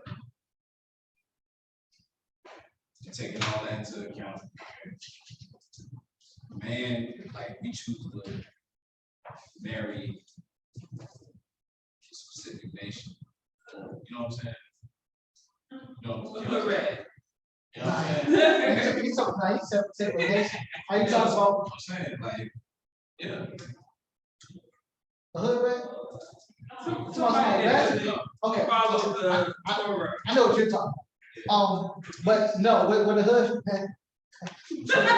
was trying to be discreet. That's what I probably did. I know what you're saying. You're not talking about status within the nation. You're talking about another nation. Sure. Yeah. I say this, right? I've seen, particularly in this walk, that the Most High will multiply certain situations, as the coach said. And in other situations, it'll lie dormant until they break away, and then he'll multiply it once you get it right. Now, as far as that particular nation that you're talking about, or group, type of people, it's not just one nation. For that particular group of people, as long as they're not Amalekite, Ammon, or Moab. Amalekite is never supposed to join the congregation. Moab never supposed to join the congregation. Ammon never supposed to join the congregation. That means marrying into. What about the other 7 nations?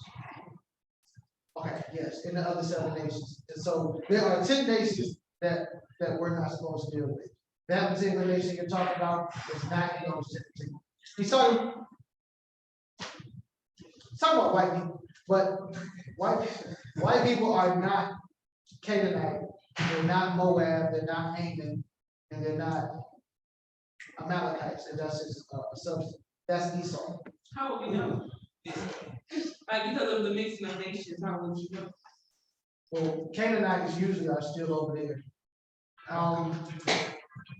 Canaanites are still typically in the continent of so-called Africa, and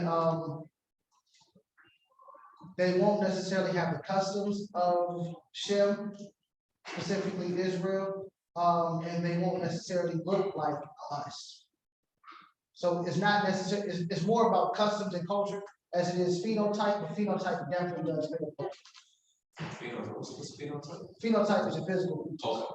Yeah, I think it was talking about the customs. I was watching this video, I think it was last year, and they were doing this ceremony where they stick like a spear in a cow's neck, and they take the blood and they drink it or something. Yeah, okay.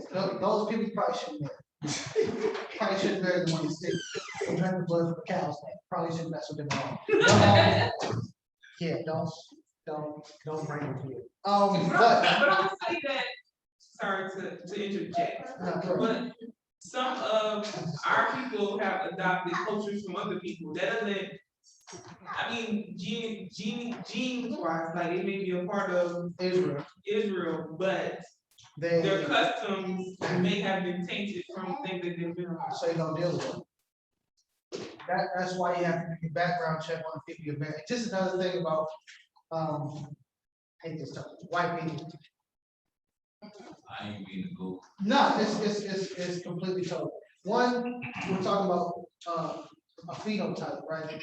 So you might have Israel who married some from a particular nation that has less melanin in them, right?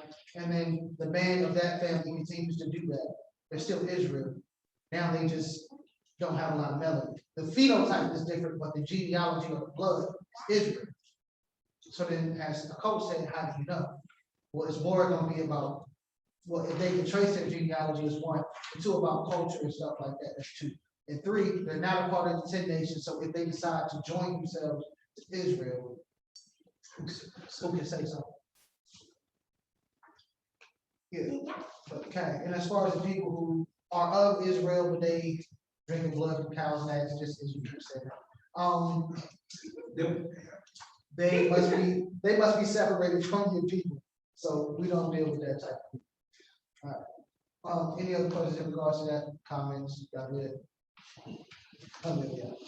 All right. 28:5. And Yitzchak sent away Yaakov, and he went to Padan Aram unto Laban, son of Bethuel the Syrian, the brother of Rivkah, Yaakov and Esau's mother. When Esau saw that Yitzchak had blessed Yaakov and sent him away to Padan Aram to take him a woman from there, and that as he had blessed him, he gave him a charge, saying, "You shall not take a woman of the daughters of Canaan." And that Yaakov obeyed his father and his mother and was born to Padan Aram. Esau, seeing that the daughters of Canaan pleased not Yitzchak his father, then went Esau unto Ishmael and took unto the woman Yeah, took it to the women, which he had Makabah, the daughter of Ishmael, Abraham's son, the sister of Nebaioth, to be his woman. So once again, Yeah. now I was gonna say that Esau married 3, I'm sure dark skin, I don't know, maybe they could have been red bone. But he definitely married 3 melanated women. So I don't see how he turned to all less melanated race. Just don't make sense. Well, go ahead. I thought it was funny that out of Abraham's children, he made sure he went to Ishmael.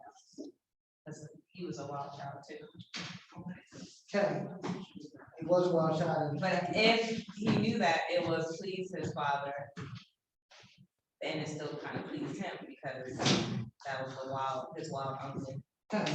Yeah, that's your uncle. That's you can't get mad if I married one of my uncles. Oh, that's your brother. Yeah, that's why he went after Ishmael. Which is why the Arabs are what the Arabs are. They're wild. Uncontrollable. Uncontrollable race. Well, nation of people. Nations of people. Okay, well, that's the end of the total dope. Are there any questions or comments in regards to anything we read? Okay. Yeah, I was reading that, to me, it more so wasn't Rebecca, them doing some type of trickery. It was mainly, in my opinion, because Isaac wasn't on with her.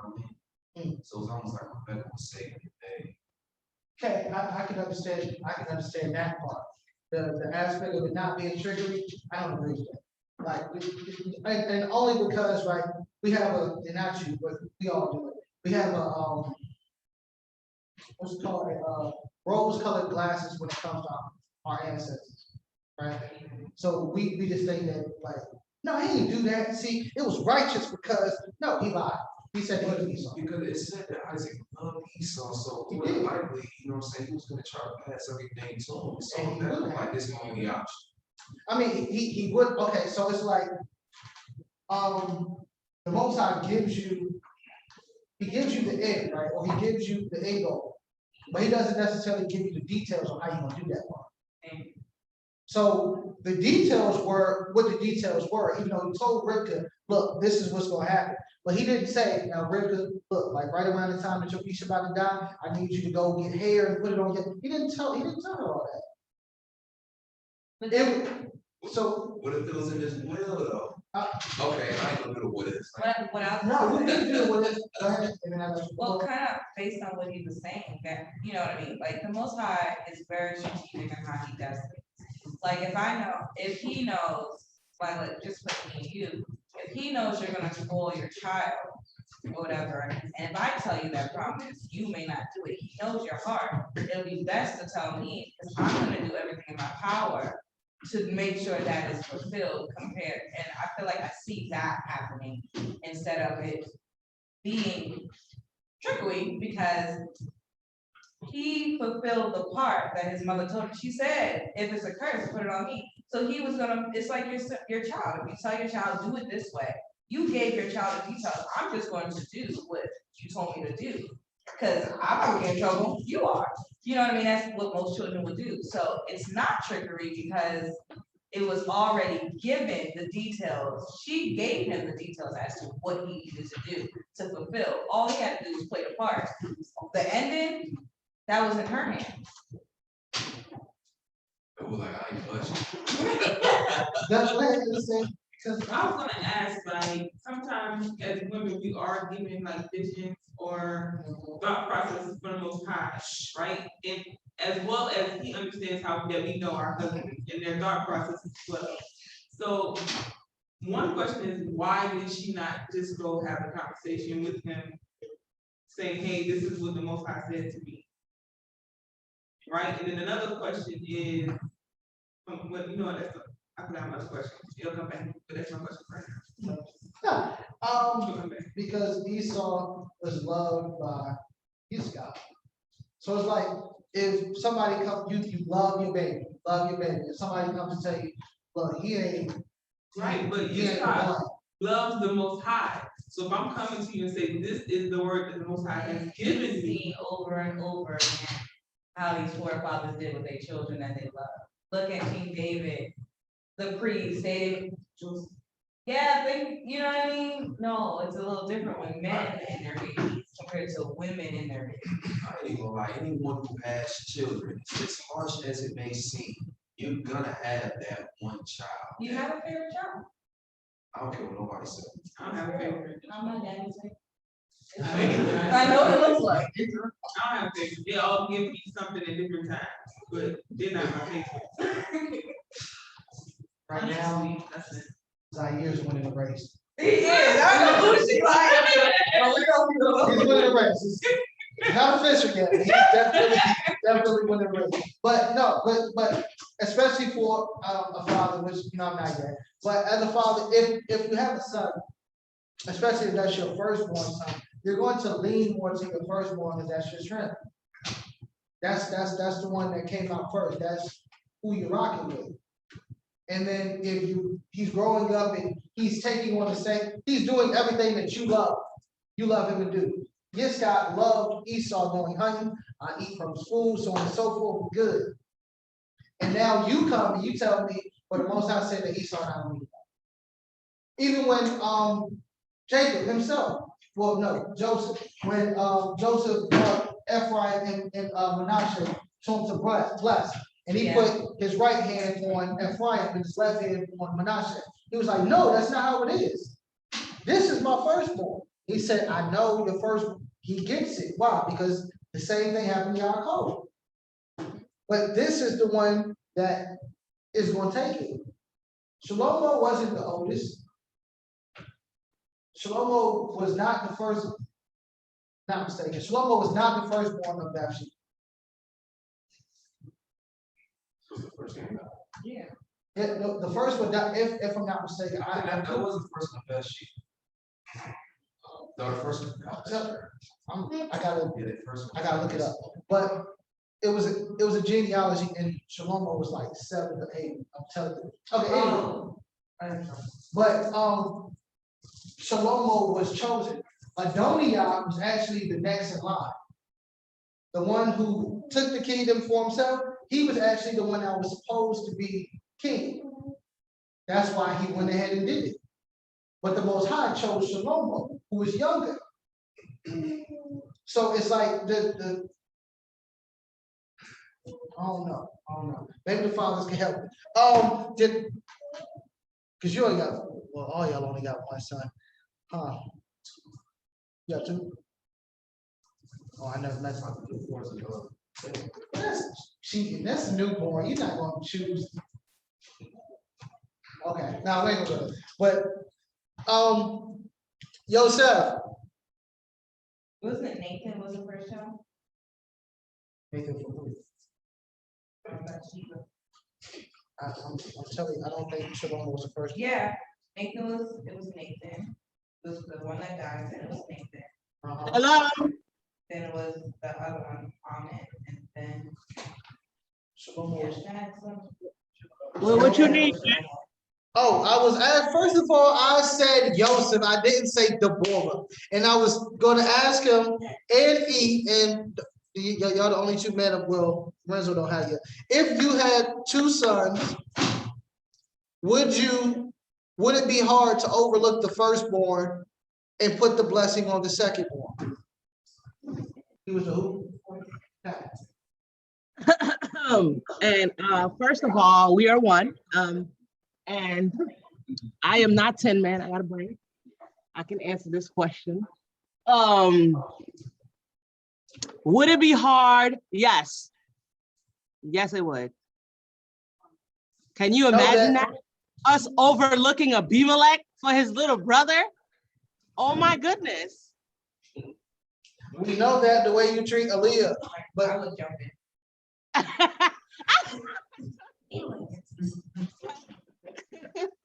Sorry. I'll add to that. Can everyone hear me pretty well? no, I can't hear you, Yosef, at all. I only know this works.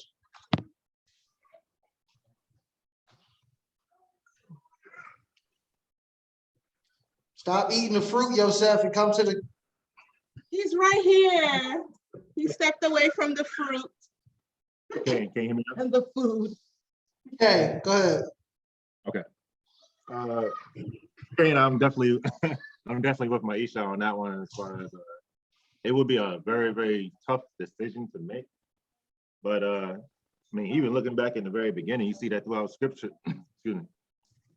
You see that throughout scripture where not to say that the firstborn, I'm trying to figure out how to put it. I would say throughout scripture, right, the firstborn has the opportunity to receive that firstborn blessing. But countless times, and I'm just go through names, right? Cain, Reuben, I don't want to get too deep and say Israel, but that's another story for another time. But but multiple applications, you see that the firstborn misses the mark. So it was up to the secondborn to carry that mantle. Now, it truly does fall upon the firstborn and how they operate, how they act, that will kind of govern that. All right. So Maisha said, don't turn it into a lesson. So I would say, yes, it will be hard. Okay, that's honest. E, either you can type it or you can come off the mic. Would you pass up, Justin?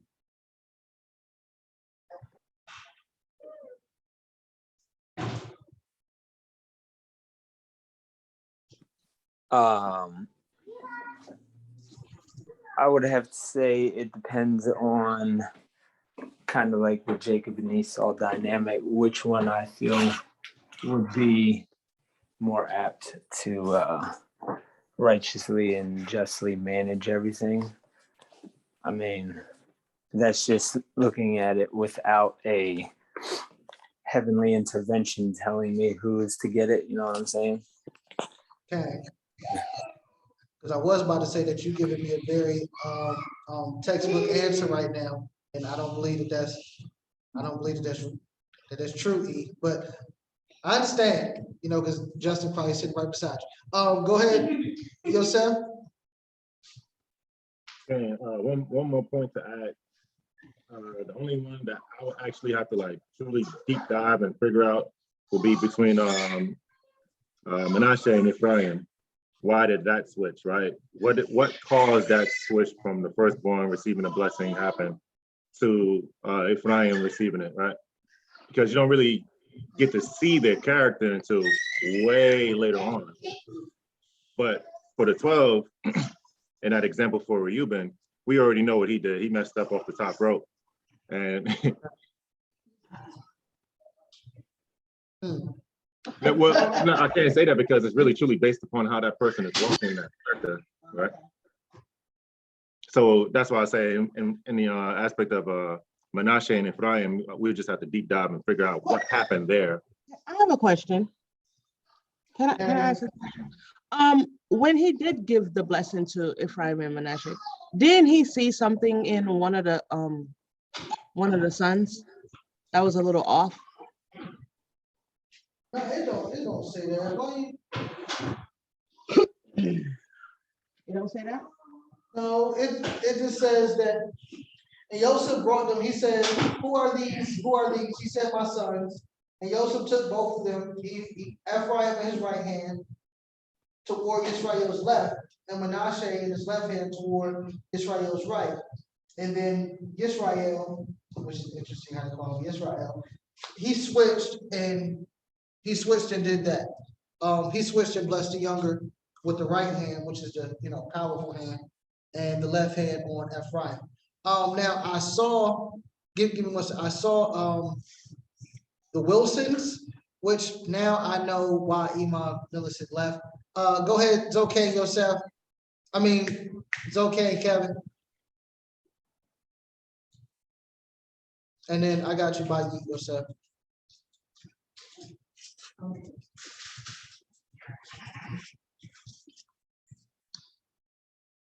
We can't hear you though.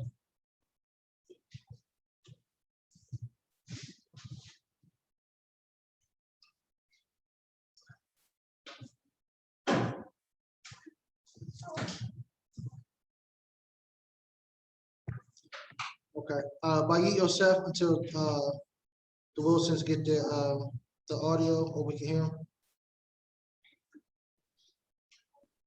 Can you hear me? Okay. Yeah, so just to finish that thought, that was just one of the things that kind of just jumped in my ruach was why did at that moment in time Yisrael switched and gave the blessing to Ephraim? Because like I said, they're not old enough to, I guess, determine a character at that time. So it's like, what did Yisrael see that caused him to make that determination to switch that blessing? Because that's a big deal in our culture, to switch that like that. You know, something significant he had to have seen or foreseen to make that determination to switch that up, you know. So that's just one of the thoughts that came to my mind. But just tying it all up, technically, if you're walking in that character, the firstborn doing what they're supposed to do, they receive that blessing. If not, Oh, go ahead. go ahead. I'm just gonna read what Israel says. But go ahead. No, I was gonna finish up and say, if not, then that's where, you know, whoever is operating in that firstborn ruach or status, those are gonna be the ones to supplant and do what they're supposed to do. Okay, and that's what Yisrael saw. So you go to Bereshit 48, verse 18. For Genesis 48, verse 18, it says, and Yosef said unto his father, not so, my father, for this is the firstborn. Put your right hand upon his head. And his father refused and said, I know it, my son, I know it. He also shall become a people, and he also shall be great. But truly his younger brother shall be greater than he, and his seed shall become a multitude of nations. So that's what the Most High, I guess, placed in his leg or his heart when it came to Ephraim and Manasseh.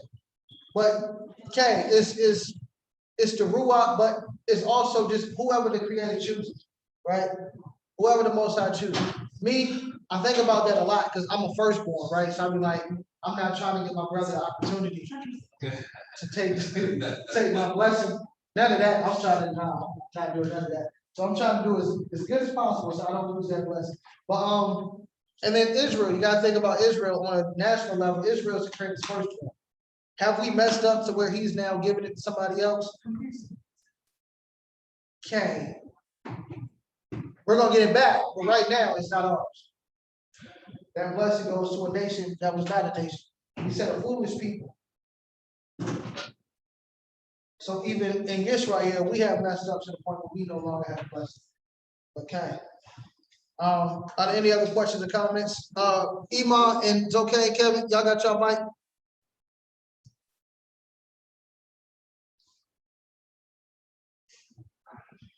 Okay, it's not, okay. Okay. All right, any other comments or questions? Okay. I was just thinking about what you just said. That foolish nation is Arabia. I think that they already had their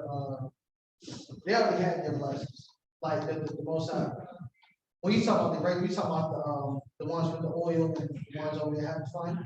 I think that those are the princes of Ishmael. Most High said that they'll be princes and they're gonna be great.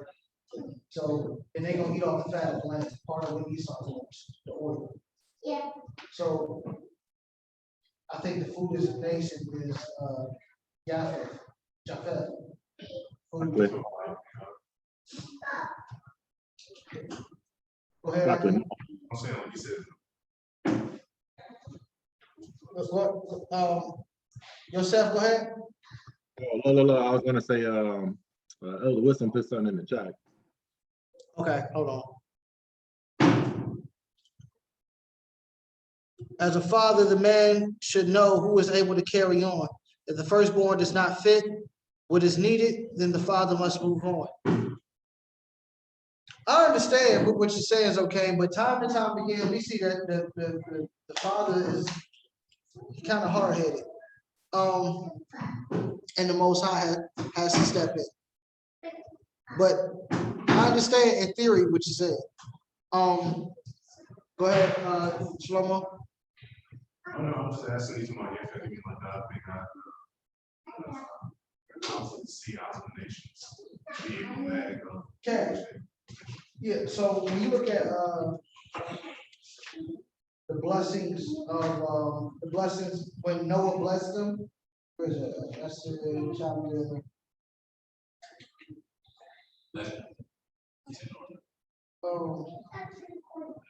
It's right around there. It's chapter 9. And it said, so chapter 9, verse starting at I started verse 18. And it said, the sons of Noah that went forth of the ark were Shem, Ham, and Japheth. And Ham is the father of Canaan. These are the 3 sons of Noah, and of them was the whole earth overspread. And Noah began to be a husbandman, and he planted a vineyard, and he drank of the wine and was drunk, and was uncovered within his tent. And Ham, the father of Canaan, saw the nakedness of his father, and told his 2 brethren without. And Shem and Japheth took a garment and laid it upon both their shoulders, and went backward, and covered the nakedness of their fathers, and their faces were backward. And they saw not their father's nakedness. And Noah awoke from his wine, and knew what his younger son had done unto him. And he said, cursed be Canaan, a servant of servants shall he be unto his brother. So Canaan are always going to be witness, but they're supposed to be servants. And he said, blessed be Yahuwah Elohim of Shem, and Canaan shall be his servants. Elohim shall enlarge Japheth, and he shall dwell in the tents of Shem, and Canaan shall be his servant. So Canaan is the servant, Japheth will be there in our tents or dwell amongst us, and we're supposed to be priests. We're the priests with Canaan as the servant, and Japheth just being around because it's too many of them, so they're gonna be around us. So to answer your question, I don't think that that's Yishmael over there. I think that's Japheth. Right? Say, part where it says,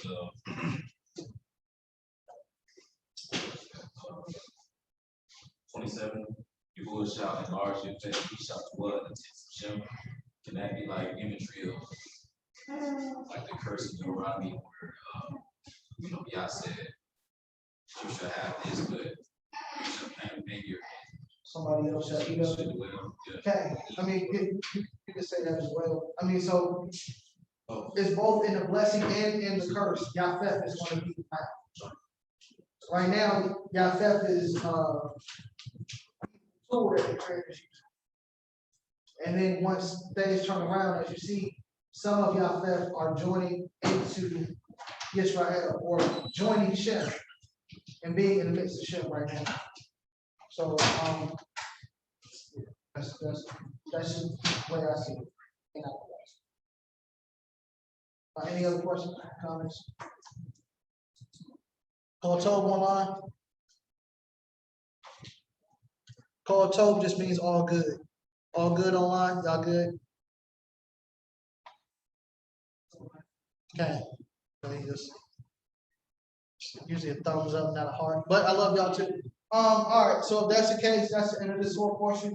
We're gonna take like a 5-minute break, and then we'll come back for praise and worship, and then the second portion about your spirituality. We're gonna talk about your spirituality.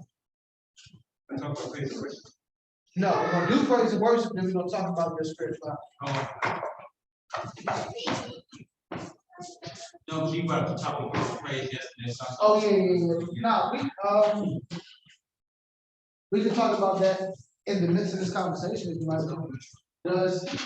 Is music a part of the spirituality? yeah, because I remember when I was in college. Social charity. Oh, no, I'm good. I just love them. Third thing is my fault. Yeah, the first one is round 7. Round 7.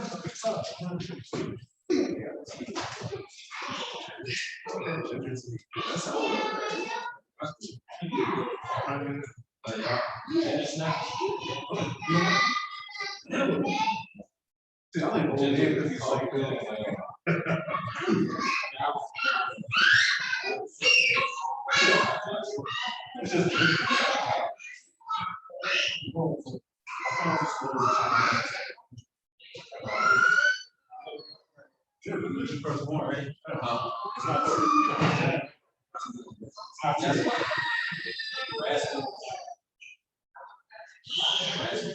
I was thinking about that.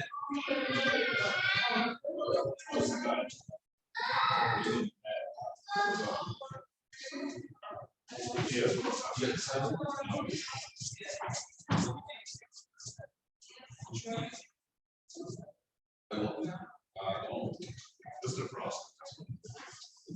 How would you feel? Not clean? Yeah, is that okay? How would I do it? Yeah. For real. Oh, really? I mean, it depends on the. Is it the frosting of I like frost. It's a frost. so that means like, Cinnamon one, and s'mores, I use my favorite cinnamon brown sugar. heat it up. Just talking about. that means the cake should be the same, right? All these cakes in the store. Some of Not them, all, some of them, Cause I don't even know what, I just, when I kind of stopped eating like sweet things, I just. yeah, for sure. what you call You it? ain't gonna see it on the. I'm making, you know, And I ain't gonna even add that. Huh? I ain't gonna show. Yeah, I saw it at Walmart, this is before I was in the degree. Before I was joking, they said, change, so. This is before I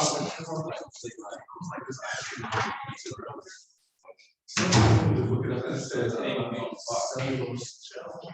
And so I saw the gel, and some of them are already like cellulose gel. So maybe that's like a gelatin based out of like, animal cell products. So I looked into it again. Or tell me, he's waiting till I finish. See, that would be worse. By the way, I finally got, I don't have one life anymore, but I have a friend. So I don't know, you know, if you free will together. No, I I can take 8 guesses at a time. Yeah, I got a black card.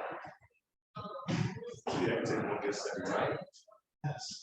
You haven't made, hasn't made up your mind. Then I'm trying to get it right. Oh, Yes. yeah, but- No, I want to spend the money. Oh, you know, I I go go out. out. Huh? I joined the membership that thing. No, just like, I say I got a membership, so I don't want to spend the gym. Oh, so- Now, listen, I know I gotta slow down. I know I'm gonna wanna keep Nah, up. I was But thinking. I just ain't been in there like that, so I gotta. I was thinking, bro, I was like, you know what, bro, if they come back on like, I'm gonna just do my regimen. Y'all get some money to y'all. Let y'all get some time, you know, that. I ain't trying to kill you, like, I ain't trying to kill you, but. I mean, I wasn't even thinking about it, because that's what I was used to, it's just been so long. I couldn't finish all my sets, I know stuff like that, so, you know, saying, you know. I got so indoctrinated with one life, bro. I understand, it's just like, it was like a slight convenience in my mind, or, I figure I didn't want to plan well anywhere. So there's some things I like about Planet Fitness that if I'm gonna go home, safety has that. I don't gotta worry about a spot. You know, so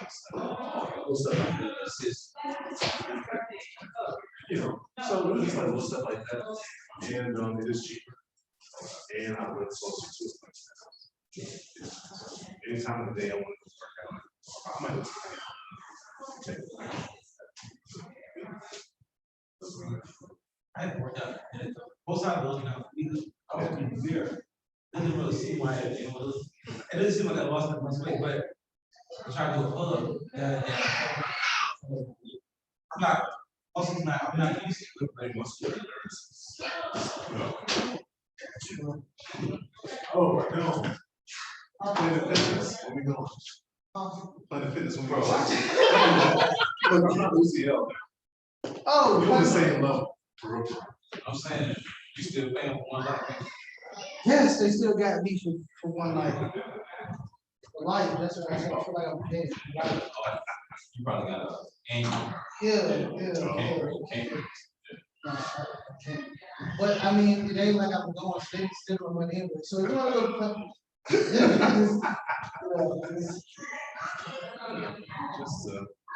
Just the extra motivation helps, you know, but really I'm just excited to actually get back. Man, I found a picture of myself in 2012. And I look so good. So I'm trying to kind of get back to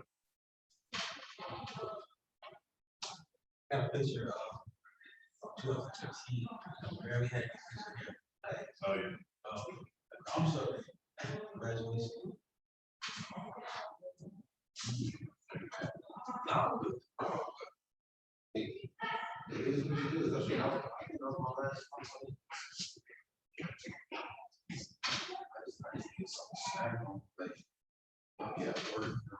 I kind of ran into a similar situation not too long ago, but it wasn't uncredited.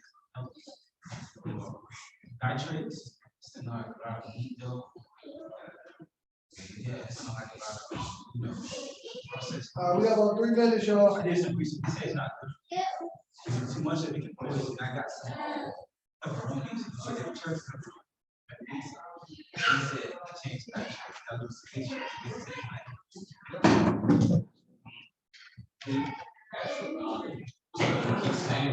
Saying. Is that a root or something? For y'all that got image. Oh, hey, Okay. nah, bro, because No, hold on. I'm sick, bro. You know what I mean? I be in the gym, like I'm. Yeah, bro. Yeah. ASH. I said, oh, it's T. I'm not getting T pills. Let's see what this is. Tell me, bro. Yeah, bro. Good blood flow. So, yeah. Good flow to, you know what I'm saying? That's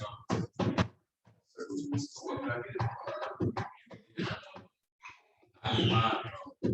African art bookstore in the circle. Okay, I was gonna be like 20. They got they got okay, they got powder here. Okay. So like it's 100% now. That's like last resort. So you probably could break it down this. Yeah, you can. Okay, yeah, so just get the pills, that's it. What is that? And then I seen a life hack. I seen a life hack. You take the pills, right? You put it in the syringe. You take the thing out. You put the pill in the top back in there, and then you hold the top of the squirt part. Water in there, and you just like get it up. So check this way. So what is it? I feel like, Nah, like I'm trying to be discreet, bro. it's being recorded, that's. You know what I'm saying? Yeah, talk about that when we eat. That's all right. I was saying, like, Okay, you gonna get the winners, please. That's, I said, you know, push up. yeah.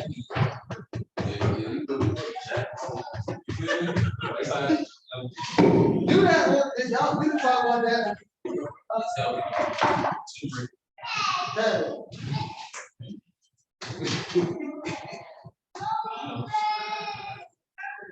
Yeah. Hey, what's up with this AC though? What's called? Facts. Yeah. Listen, this shit was hot, now it's cold. I don't know what y'all wanna get going on. I'm not, and I don't like this at all, but this is hot.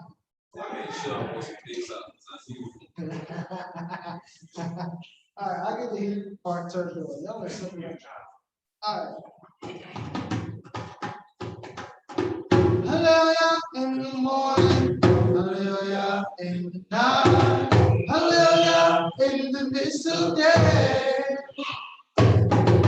Hallelujah in the morning, hallelujah in the night, hallelujah in the midst of day. Come on, hallelujah, hallelujah in the morning, hallelujah in the night, hallelujah in the midst of day. Hallelujah, hallelujah, hallelujah in the morning, hallelujah in the night, hallelujah in the midst of day. You are worthy, you are worthy of all the praise. For all your marvelous, for all of your marvelous ways. There's no more to say. But now we thank you, but now we thank you. We thank you. You are worthy. You are worthy of all.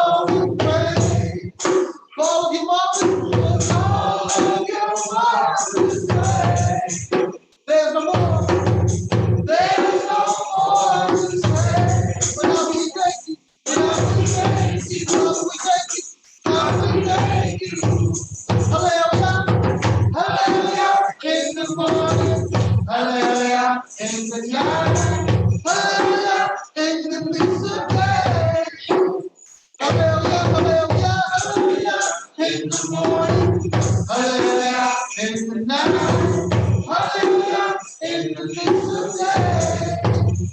Praise him, come on. So praise him, praise him, praise him, praise him, praise him, praise him, say hallelujah, hallelujah.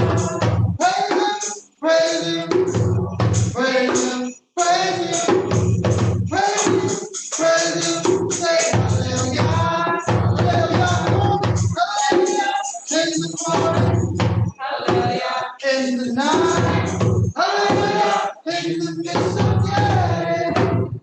Hallelujah, come on, hallelujah, in the morning, hallelujah, in the night, hallelujah, in the midst of day.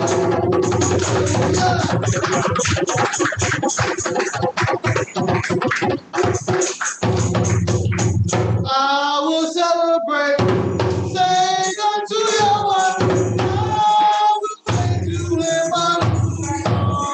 I will celebrate, sing unto Yahweh. I will sing to him a new song. So we say, hallelujah,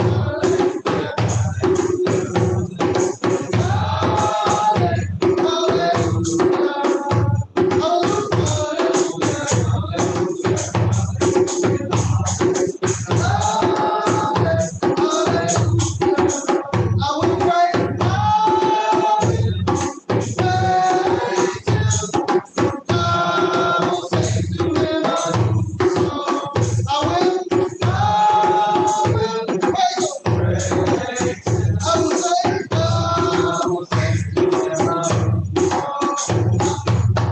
I will celebrate, sing unto Yahweh.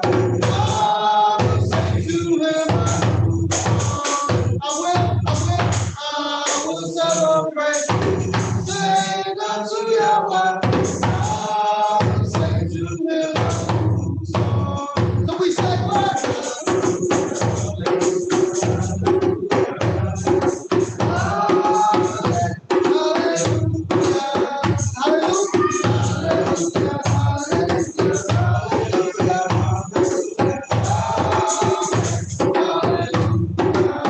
I will say, praise him, praise him. I will say to him a new song. I will praise him, praise him. I will say to him a new song. So we say hallelujah.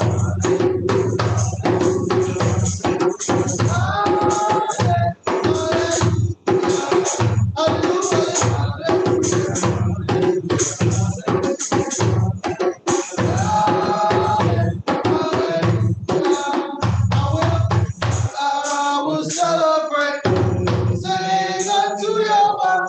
I will sing to him a new song. I will celebrate, sing unto Yahweh. I will sing to him a new song.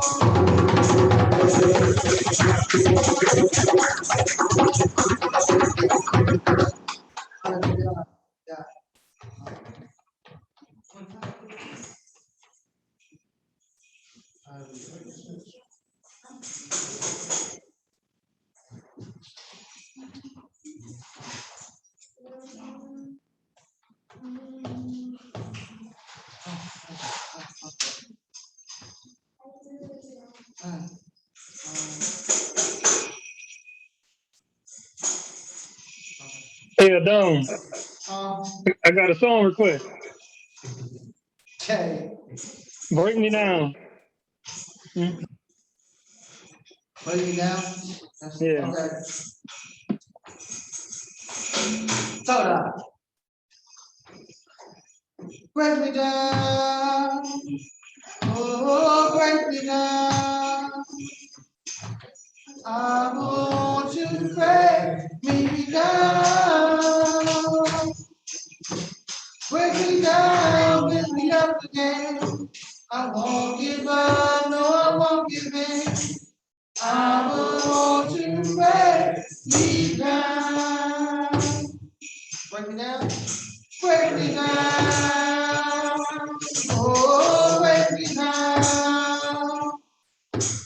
I want you to break me down. Break me down, build me up again. I won't give up, no, I won't give in. I want you to break me down. Regardless of my situation, all the clouds rolling in. Let it rain, now say let it rain. For I know that's when growth begins. Friends will walk away, have something to say. Most won't down for me anyway. So I don't care, don't go again. And you want to stay, and that's why I get you to say, break me down. Oh, break me down. I want you to break me down. Break me down, build me up again. I won't give up, no, I won't give in. I will want you to break me down. Come on, break me down. Break me down. Oh, break me down. I will want you to break me down. Break me down, build me up again. I won't give up. I won't give up. Please. I want you to break me down.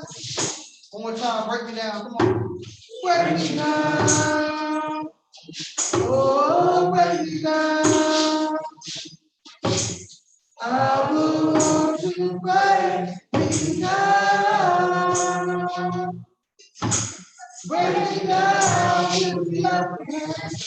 I won't give up, no, I won't give in. I will want you to break me down.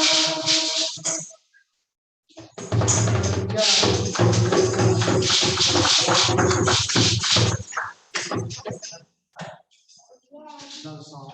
I got the words.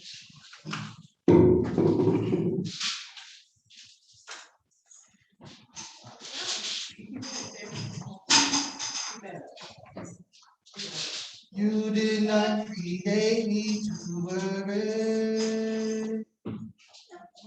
You did not create me to fear.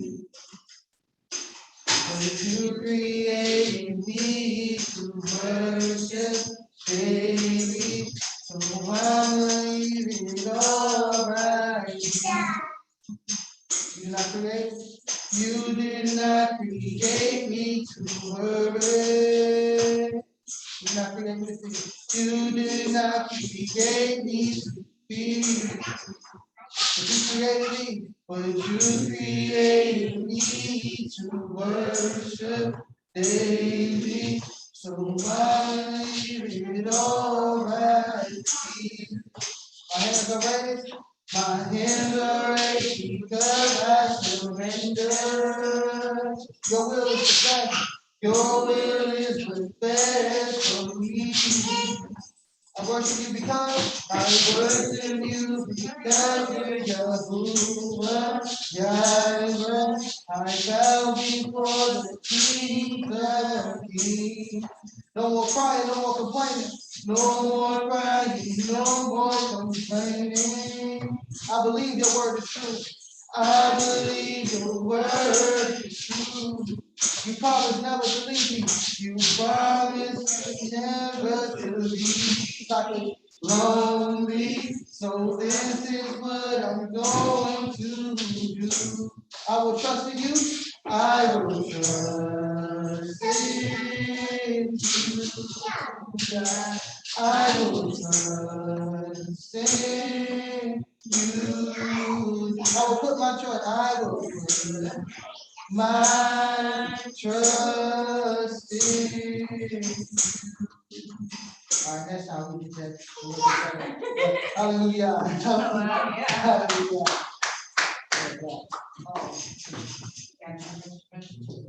Yeah.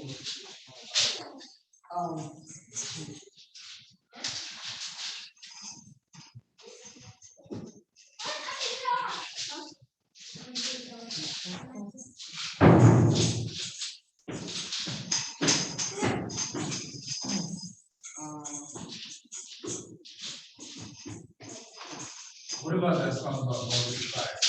Multiply. Yeah. One verse. Oh, that's mine. Oh yeah, you are the source of my life.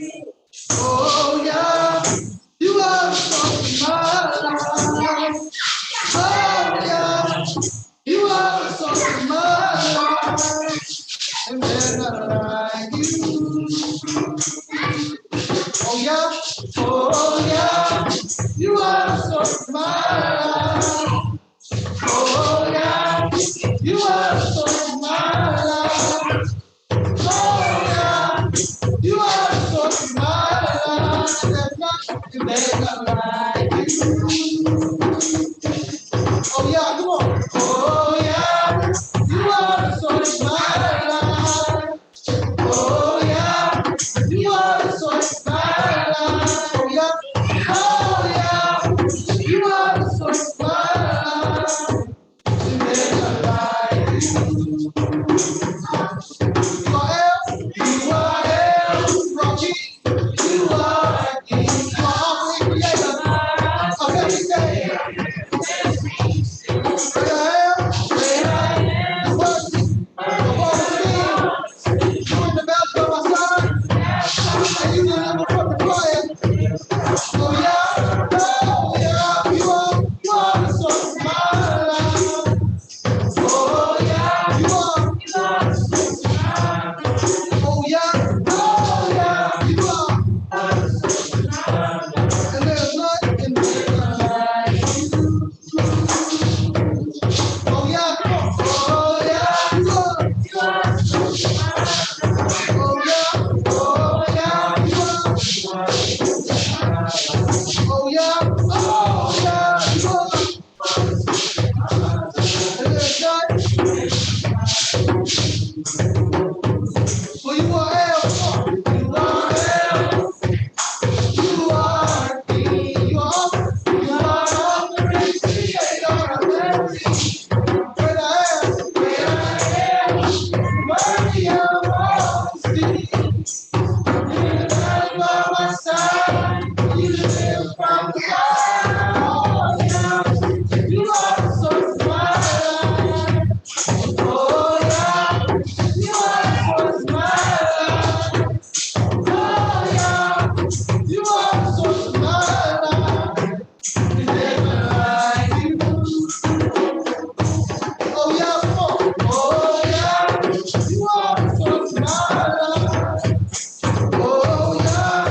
You are the source of my life. Oh, yeah. You are the source of my life.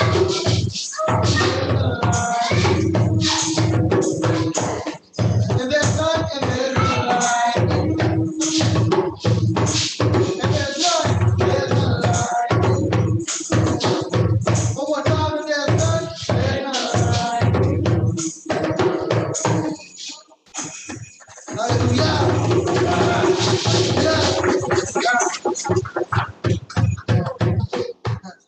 Hallelujah. Hallelujah.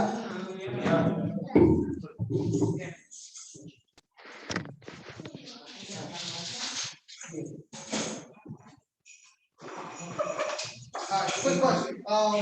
Who was able to see the new moon? Oh, y'all can see. Who was able to see the new moon service yesterday? Not worry about that. Okay, all right, so yesterday, the topic for the new moon service, for those who don't know what the new moon is the new month. So yesterday was the first of Kislev, which is the month of Chanukah. Take it for what it's worth. But so the topic last night was what are the dangers of suppressing your spirituality? So since it was just Shlomo and myself, and I don't know who else saw it, but anyway. So what are some of the dangers of suppressing your spirituality? Okay, I think. The thing they mentioned last night was, one thing they mentioned last night was, say for instance, you're on your job. Now, you've been in your job for how long? Like I said, have vaccine stuff going on, whatever is going on, such well. the fact that you haven't really walked into the world of creation, you haven't made it open, and they don't really believe you. They don't really, what you're saying doesn't happen what they see. So that's one danger of. Okay, so those online who didn't hear him, he was speaking about the fact that those, we was talking about last night, that those on your job, especially for those who handed in religiously exempt forms, but they never saw you keep your culture, you suppressed it, which I should have asked first, what does suppress your spirituality mean? But you suppressed it and you didn't necessarily express it. Now when you're going to lean on your spirituality to get you out of this, they don't believe you. So your witness has not been proven. That's one of the dangers. Yes. My question for that would be, it's a rhetorical, but how can you walk out your spirituality if you're not willing to show it? Then that means there are things about your spirituality that you're not doing because you don't want people to see you doing it. Can, because to suppress it means to restrain it, right? Or to stop the dissemination of information. So as you're expressing your spirituality, other people are going to ask you, which gives you the ability to inform them. But if you're suppressing it, and as a coach said, how are they going to know? Or you are limiting what you're supposed to be doing. Can you raise your hand? Yeah, I would say, if you suppress it, you might lose the opportunity to serve the Most High. Okay, so by suppressing it, which is restraining it, eventually you suppress something so long that it just goes away. Also that you can't suppress something that you don't already have. So a lot of times we don't know that we have this spirit, this ruach within us, and when you're suppressing it, you can't suppress something that you don't have. Or you have, So a couple questions. So that was the kind of last night. It was much more than that, but it's on YouTube. So one question would be, why would you suppress your spirituality? Fear. The fear of what? Like the job element, fear of how your opportunities for moving up in a race may look for you, or fear of how people may view you, or how they look at you, or things that they may say about you. So fear of the way that you're perceived. Okay. So G, Shah, go ahead. I was about to say, sometimes I suppress mine, so I feel like, the person won't receive it, and then I feel like I'm just talking to them. So the fear goes back to fear of rejection. Yeah, I don't like it too much, Okay. None of us like to be rejected, but okay, so my question to that would be, are you is it something that is free flowing and then you suppress it, or you suppress it based on the fact that you have to initiate the conversation, if you know what I'm saying? Like, are people just talking about spirituality and then you suppress it based on the fear of them rejecting your form of it? Or is it that nobody's talking about anything spiritual all of a sudden? So we be at work talking about it, you know what I mean? And I like to respect work, so I don't go in too deep. You know what I'm saying? I see where you went, but I like to, like, hey man, I'm still at work, so this cat may get offended at what I'm saying, and you know what I mean? Just that whole ball game. Okay. Okay. What, I kind of get that, just heard me saying, because, yeah, word. Go ahead, Sean. Oh, yeah, just to basically agree, the fear, maybe missing on opportunities. Because I remember I was in a complex situation because when I first got hired on my job almost 2 years ago, I was in industry. Then I became industry because I got hired. And one thing we talked about was expressing, so many people we serve. But I used to work from home a lot. So there were some people that I hadn't seen in almost a year. So we had an online meeting, and I basically expressed to everyone that I did eat pork just to, plant a seed, Then, I started with my fringes too. And then, I started bringing extra fringes because sometimes they will come off. So I can use that as an excuse not to wear them. Okay, so I feel like I was, even besides, I feel like I was suppressed certain conversations because you don't want to get into a quote unquote debate with other people about like certain situations. Like why we don't eat pork in the Bible. Well, I'm a Christian and I feel like a little pork don't hurt nothing about, but the Bible says not to eat it. So it's like, sometimes it's like some people that they are more stubborn. It's like, why debate the situation? I know where I'm standing and you know where you're standing. There's no point in talking about it. Okay, so I get kind of what everybody's saying in regards to the interaction with other people. But then, is that the only place that you suppress your spirituality? No, you should look like what you're trying to emulate. Okay, not only that, but okay, so a part of suppression, one of the definitions was to prevent the development of.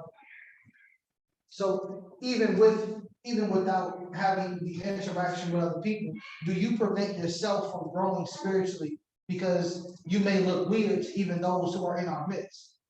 So you have some, for example, you have some Hebrews, right, who they will only go so far, because once you start going into the waters and you go deeper into, whatever the Most High is calling you, now you look weird to the weird people. So you suppress that. So do we do that? Do we stop growing because of what other people are going to think about you?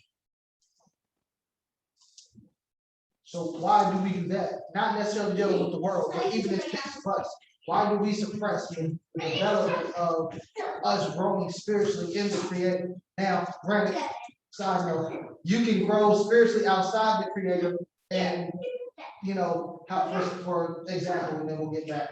Some people grow spiritually, then they become witches, mostly women. They become witches as they grow spiritually. That's not developing your spirituality in the Creator. That's being seduced by another spirit. But in this spirituality, in our Creator, do you suppress your growth due to how you come in here and you say something, now all of a sudden we're looking at you differently? Do you stop growing because of that? I'm gonna say no, but I can understand why. Not understand, but I can see how it can happen. Like,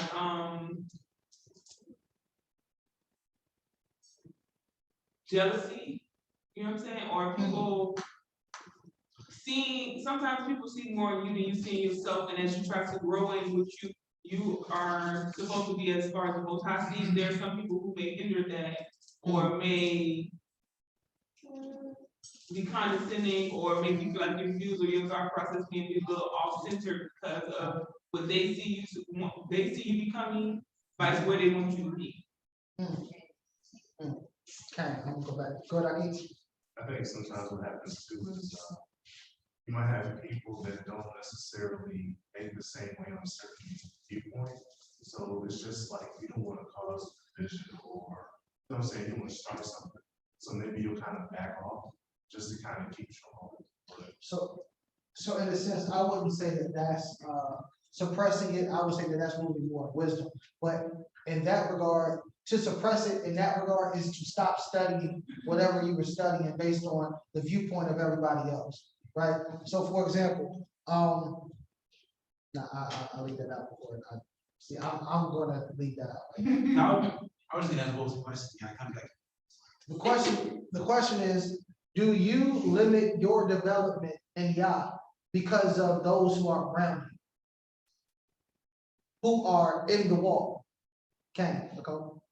So no, he did not, because at the end of the day, your growth as well as your salvation is in your own hands. So you don't feel as if, like, first of all, there should be some type of talk to see, understanding on what y'all disagree with before it gets that bad where you just feel like you don't want to worship the Most High at all. So that should be prevented from sitting down and talking to whatever the disagreement is. But if you cannot, there are other finesses if maybe that's along your agreement. So I don't think that there's any excuse for just stopping your walk with the Most High because of one way it is. Okay, I understand. Or just not. So now, That's not a good one either, because you want to gather yourselves together. Just stop dealing with other people because of their differences. Because I'm a little different from everyone else as far as certain. but I'm not gonna just like, because of that, just stop being around. That's a great point. So do you feel suppression here? I don't know, but I don't really feel too suppressed. I just feel like certain things, I wouldn't bring it up on, especially on Saturday. I would never bring it up as far as mine. That would cause television. Cool, don't worry about it. But it's not, it's nothing like crazy. I just have a little bit. It's cool, about 5 minutes. I'm gonna bring up one of those differences. Don't worry about it. I'll do it for you. I'm never gonna like. No, that's do okay. that on Saturday. I'm gonna do it. Don't worry about it. Go ahead. Do you have hand up? Okay, my fault. G and then. I'm so sure I don't feel suppressed though. Okay. If I wanna say something, I'll say it. That's. Well, let me go to y'all first. And I'll come back to that. Go ahead, G. I was gonna say prior time, I'm gonna be real, I think I did suppress it, but I told myself I won't gonna suppress it no more. And I think because me and you, we had a situation where we said we was, if we was gonna do something. And prior time, I probably, what I'm saying, would have done it. But then I'm like, if I don't feel it, it's, if it's right now, I don't do it no more. So in the past, I had been suppressing it, but I told myself I would do that. Nah, because. Go ahead, Aki. I would say no. But sometimes I feel like I'm going opposite, I guess. As far as sometimes answering certain questions, I feel like I have to. Or ask certain questions. I don't know. I was doing the opposite. As far as like participation, sometimes. There's one thing I don't want to do. I want to ask certain questions that I haven't studied for myself first. Yeah. You should always ask questions. Go ahead, Kyle. I think a lot of times, we don't think we're doing it, Okay. and we are, and we do it to each other. Especially when we're saying we don't believe the same way that each other does, right? So it does this thing where, okay, if I believe a certain thing and I'm studying that certain thing, right? And then another person doesn't believe that certain thing, and then they put their fear, and they've never studied that thing, that fear now puts you in a place of suppressing or not going deeper into what you were going to look into, because we are all friends. Not just saying us in this room, we project onto each other our fears. So if I fear going into this part of the book, or if I fear doing a certain thing, I will project my fears onto you, and now you're like, well, why do I look at it?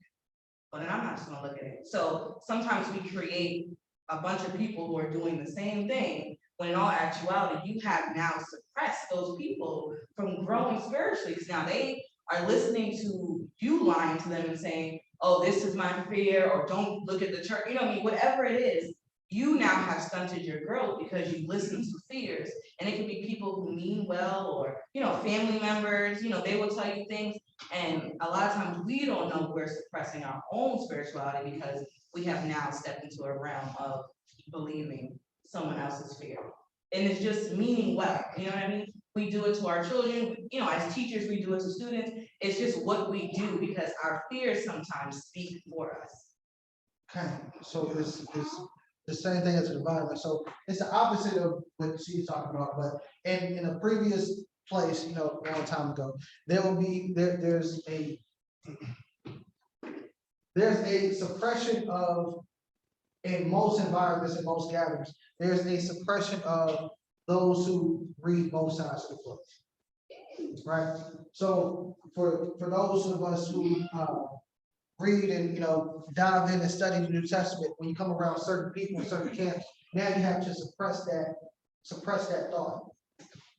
Where somebody says something, you would say, oh yeah, that's the same scripture as in James or whatever, something like that. Now you can't do that. And if that happens over and over again, usually your desire to go into that side of the book dies, or your desire to, your desire to start looking at spiritual matters, or to start to look into the gifts, or to understand how someone hears the Creator. Because if you're studying how to get the Creator, now somebody's gonna call you crazy because you want to hear voices. Or you think you're hearing from the Creator, you're not hearing from, so that causes an environment of suppression. And the last thing before I go to you, Aki, you said that you kind of suppress it, but you don't want to do it no more.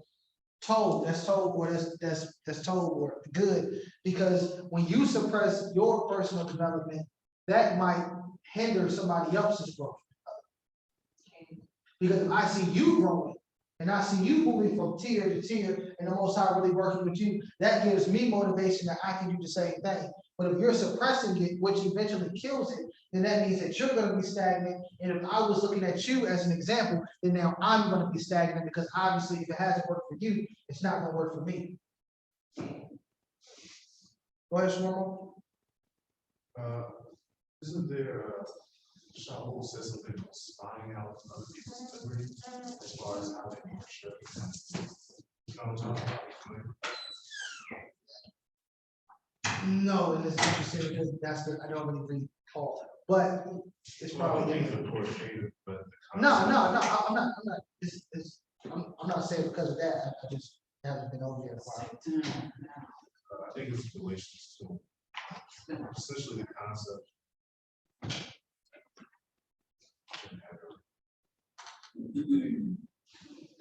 I got you. It is. It's Galatians 2:4. Says therefore, I'll start at one to get some context. In 14 years after I went up again to Jerusalem with Barnabas and took Titus with me also, and I went up by revelation and communicated unto them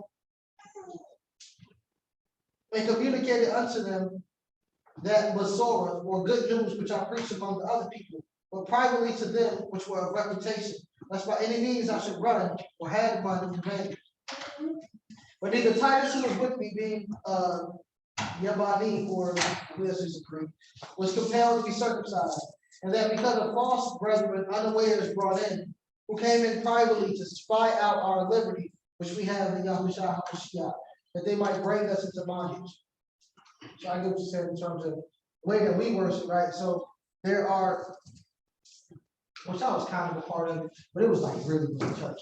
But anyway, so we were congregating with another assembly, and they started praising and worship, right? And that they would do what we've all seen in the church with the cutting the rug, as they call it, and falling out and all that. And it just killed the environment, because it's like that's not what we do. But in a sense, that was suppressing their praise, because I can show you in the scriptures where we dance, did all that, and falling out. But with the dance and all that, I can show you where we did that. So if somebody comes in here and says, well, y'all shouldn't be singing and praising and worshiping, that's suppressing your spirituality, because praise and worship is a part of our spirituality. So you can't cut a piece of the spirituality and think that you're going to be whole. That's not how it works. That's not how it works. So that's pretty much how or why. Are there any other whys? Why do we suppress our spirituality? Other than fear of projection, fear of perception, fear of looking weird amongst your peers. Are there any other whys? Knowledge, maybe. What do you mean? If you're not seeking knowledge or the knowledge of spirituality, like then it may be dimmed, because you can only go so far without knowledge. Okay, you said jealousy earlier. Well, hold on. You said jealousy earlier, which while we were speaking, that just brought it back up. Jealousy. So you would suppress your spirituality because somebody else doesn't want to go there. So because somebody else doesn't want to study, right? Or now all of a sudden Glenn want to come in here with garment. He came in with his t-shirt on yesterday. No, I don't like that. So I'm gonna make fun of him so that I can suppress his, and then that way I feel good about the fact that I don't wear garments. Okay.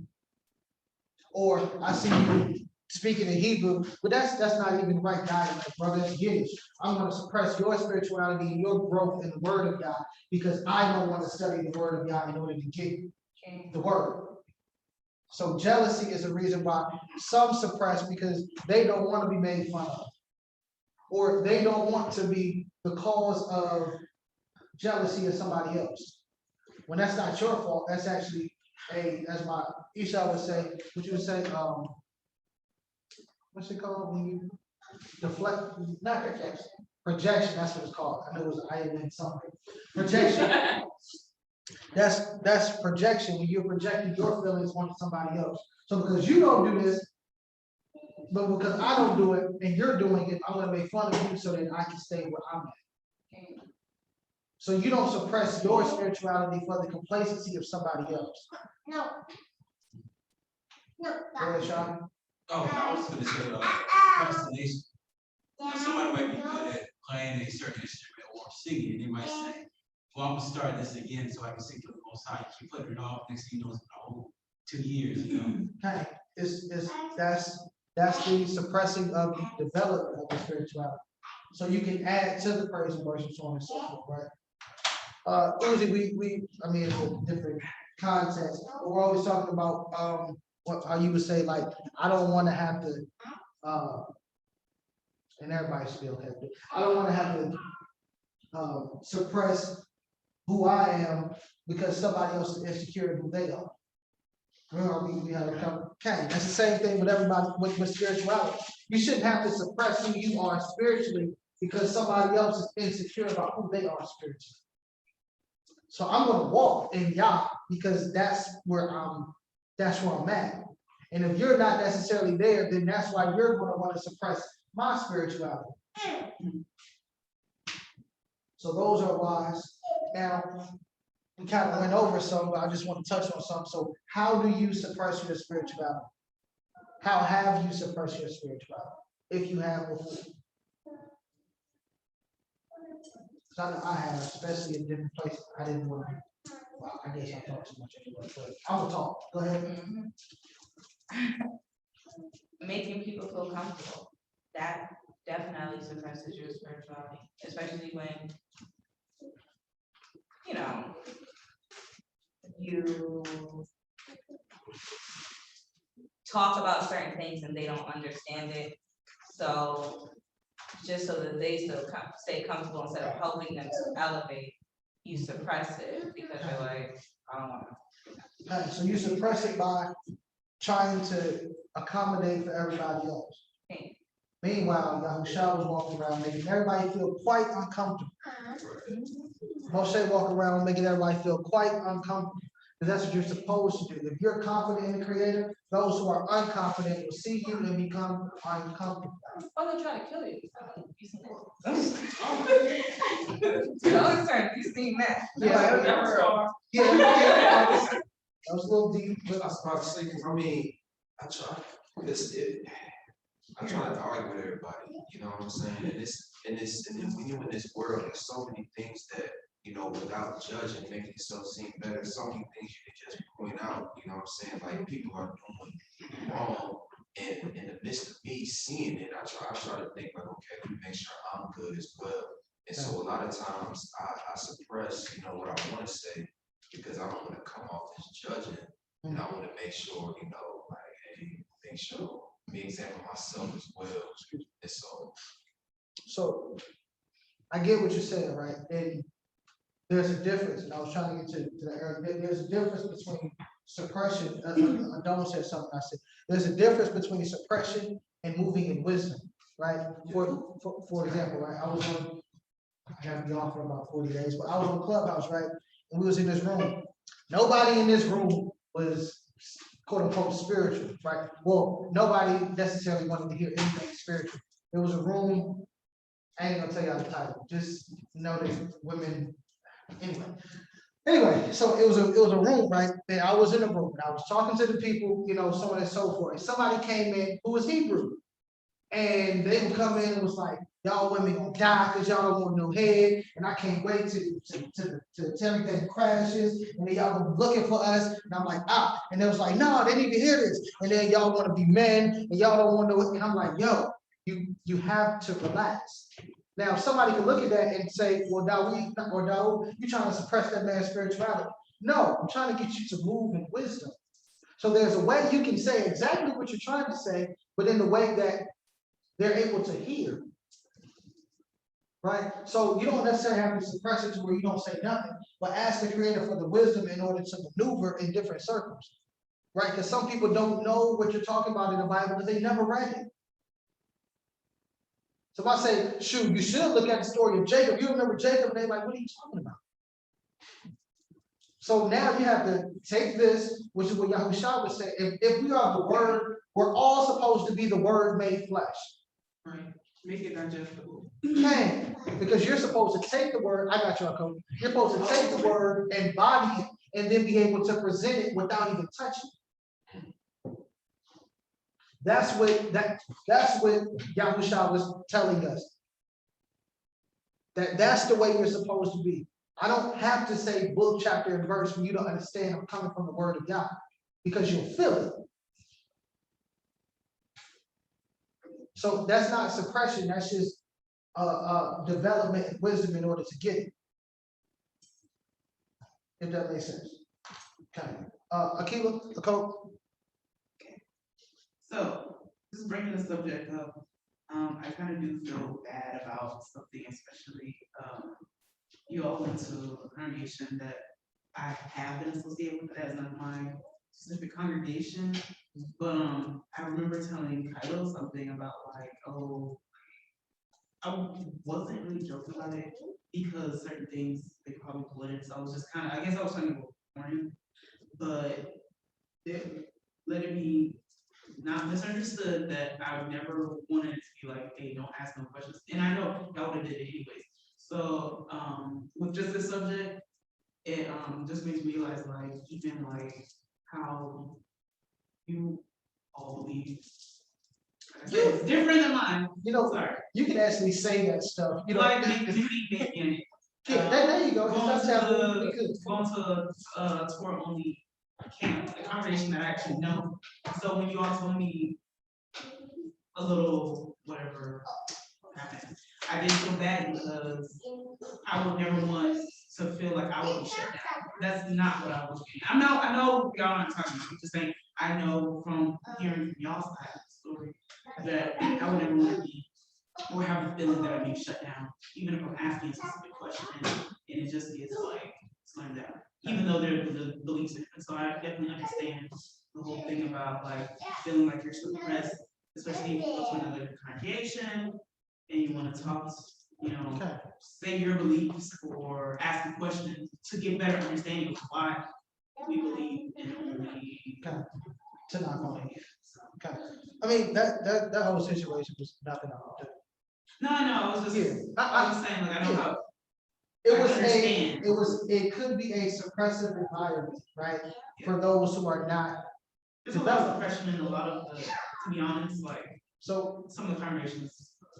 Some of them are very suppressive for those who are not. And they will stop the development, right? So just, I don't pick on Eugene, but a lot of people who have came from the purple people, they would say that you have to stay inside this box.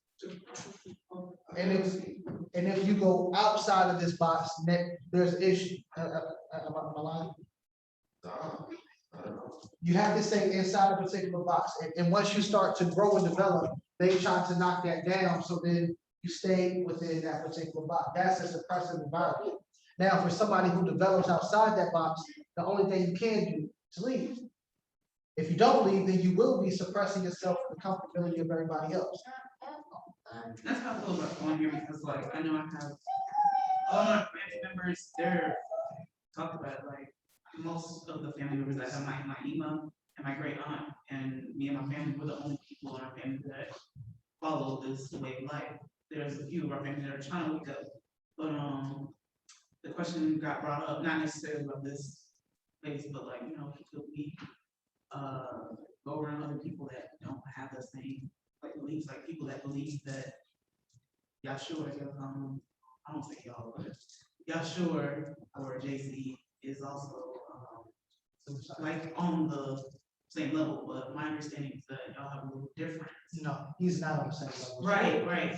Well, some basic things do. So that was kind of why they were like, yeah, discussion like, that's idolatry, but I just because we have little differences, I'm trying to I tell people like I don't have the same so that everybody knows that I don't feel uncomfortable as well going someplace, and then maybe the only reason why I feel uncomfortable is they're trying to like make me bad or like judge or like, even before I came here, when I was here the first enlistment, I was like, do I want to start going here? But I was like, That was because of them people that was in Gloucester. I understand you felt uncomfortable up there. They would throw Yahusha in your throat. So I get that.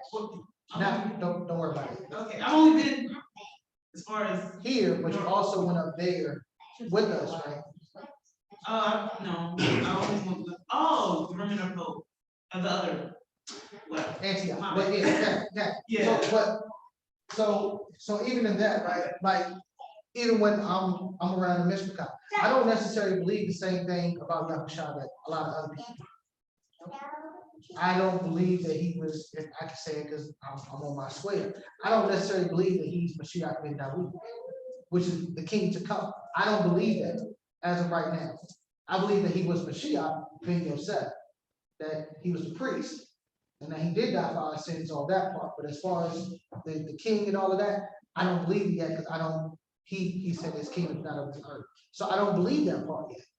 But so some people, I wouldn't tell that. I just we can talk, he's the Messiah. I'm not gonna say which Messiah, he's the Messiah. and then a lot of it too is like you don't want to come to congregation and like you're the new person. You don't like start up or make it seem as if you're trying to start, because I've never. That's why you do it over dinner.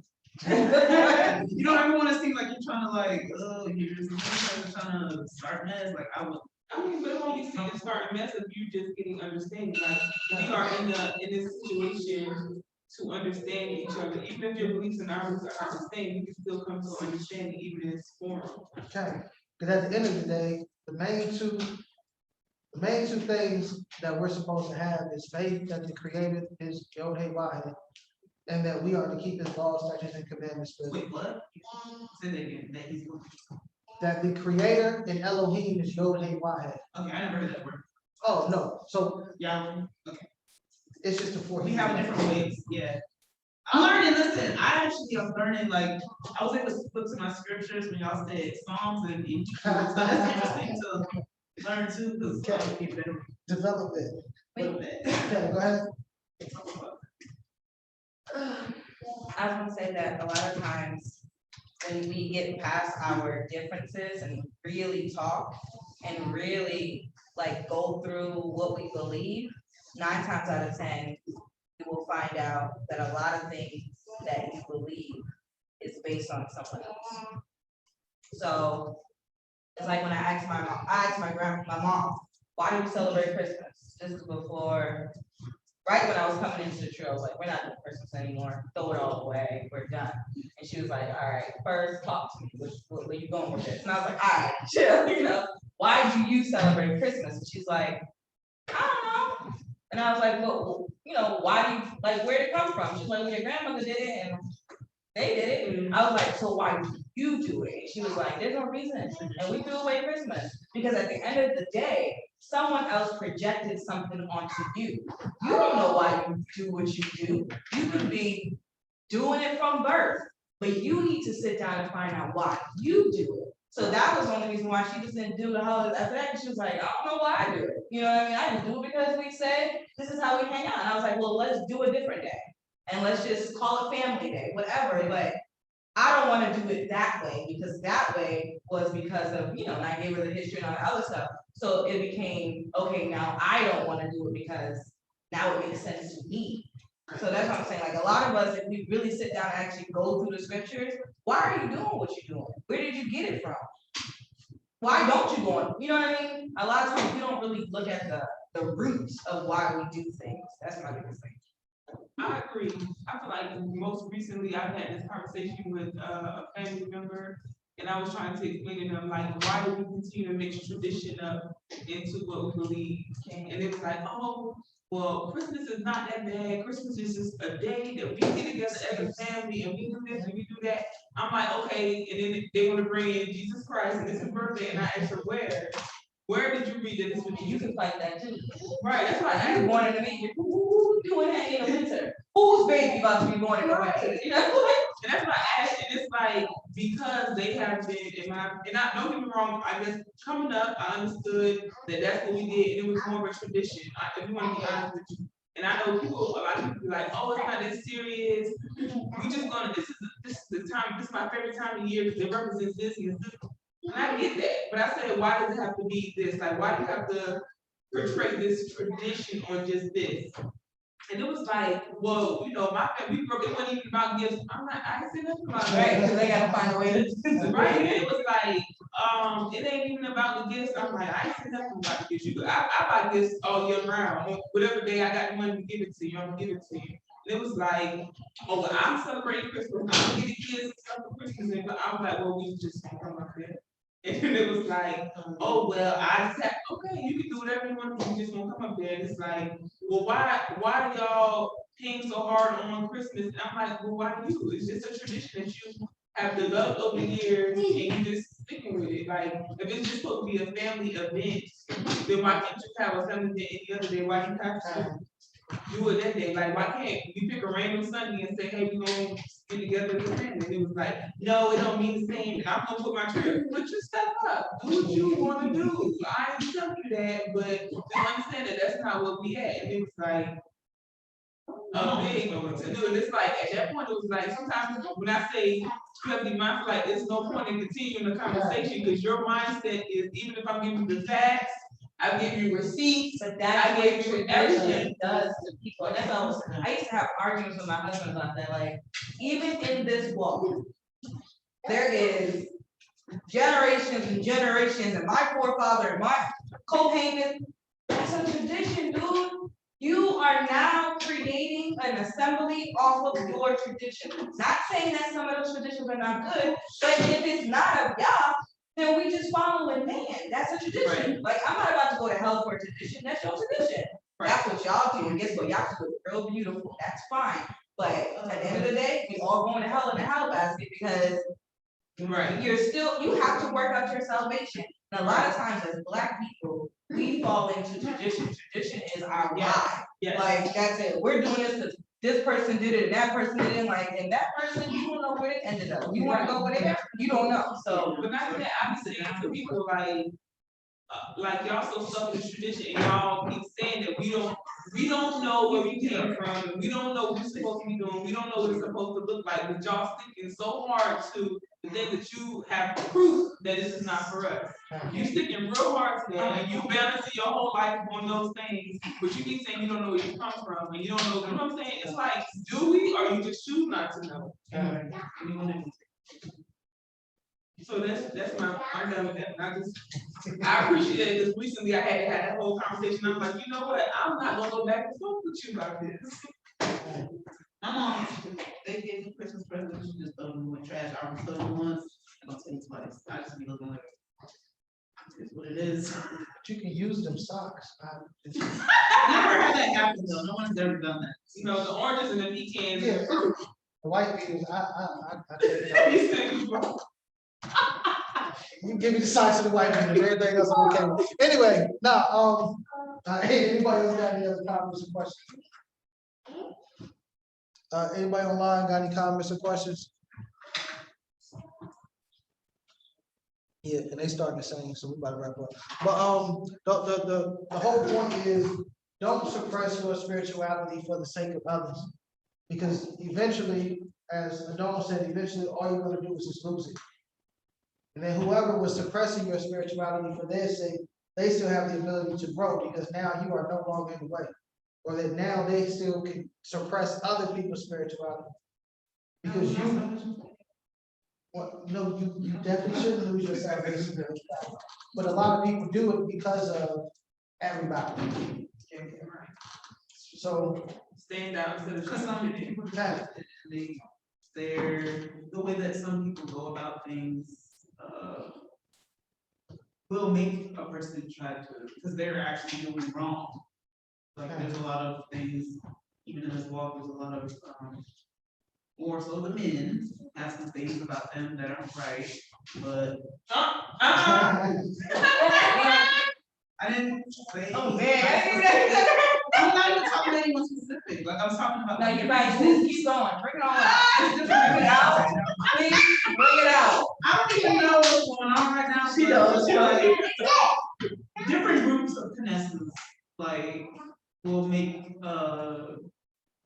you not wanna do it because like, for instance, there's some people that believe that, I don't want to talk about it, but that, let's just say, young children should be married, that's like, that'll make you wanna get away from that, and then you're thinking that everything's just like this, so.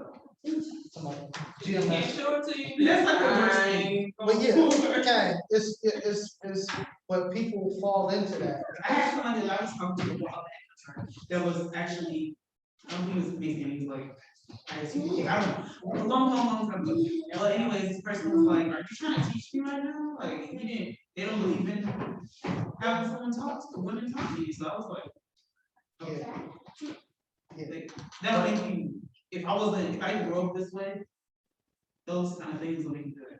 People are just trying to be dominating. I feel like if your mindset is not steadfast on the Most High, you can get that anywhere. You can go to Jehovah's Witnesses and get those same things. You go to Christian churches and get those same things. Some of them don't believe women supposed to be in a pulpit or women can't teach them things of the Most High. It's like if you're not steadfast in where you're going, you're gonna always be shifting or moving somewhere else because somebody's always gonna have a mindset. Yeah, but it's different if you are, because all those things you just explained is all of them inside of one.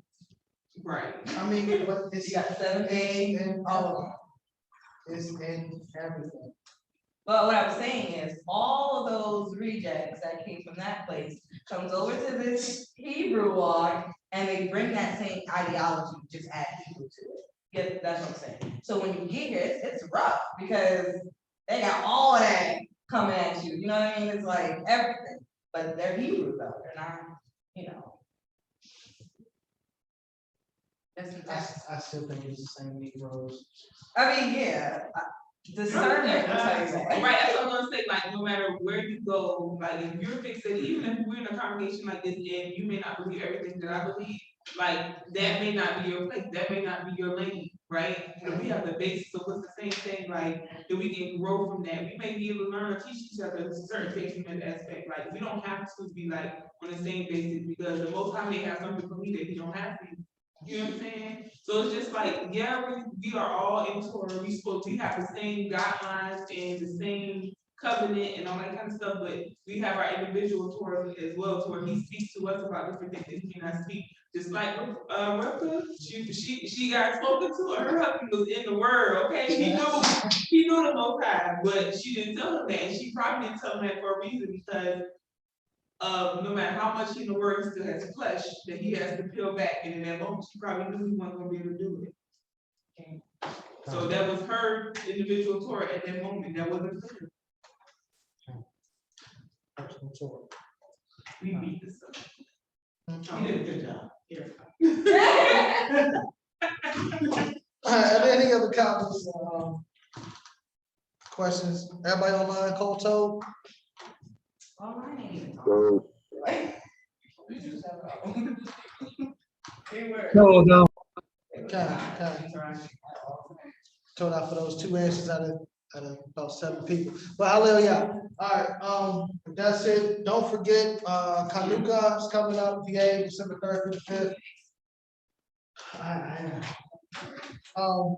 We are at North Landing, if you want to be out there. If not, for those who are in Virginia, you know, you can stay at home and just drive out there. There is a gala on that Shabbat. Will probably be, I'm not sure what we're doing for Shabbat service yet. But I do know Shabbat night, there's 2 other events going on. There's a gala or a dance. There's a skating party going on, like a skating rink. So All that in Northern Ireland? no, all that's going to be happening in the 17th. I said, dang, y'all seeing? I'm probably gonna skate. But anyway, it's not important. What is important is just come to North Landing if you're out of town. That'll be where we're at. If you're not, just let us know and we can tell you what the itinerary is, and then we'll just go from there. So that's Kanuka. No, you won't be the one.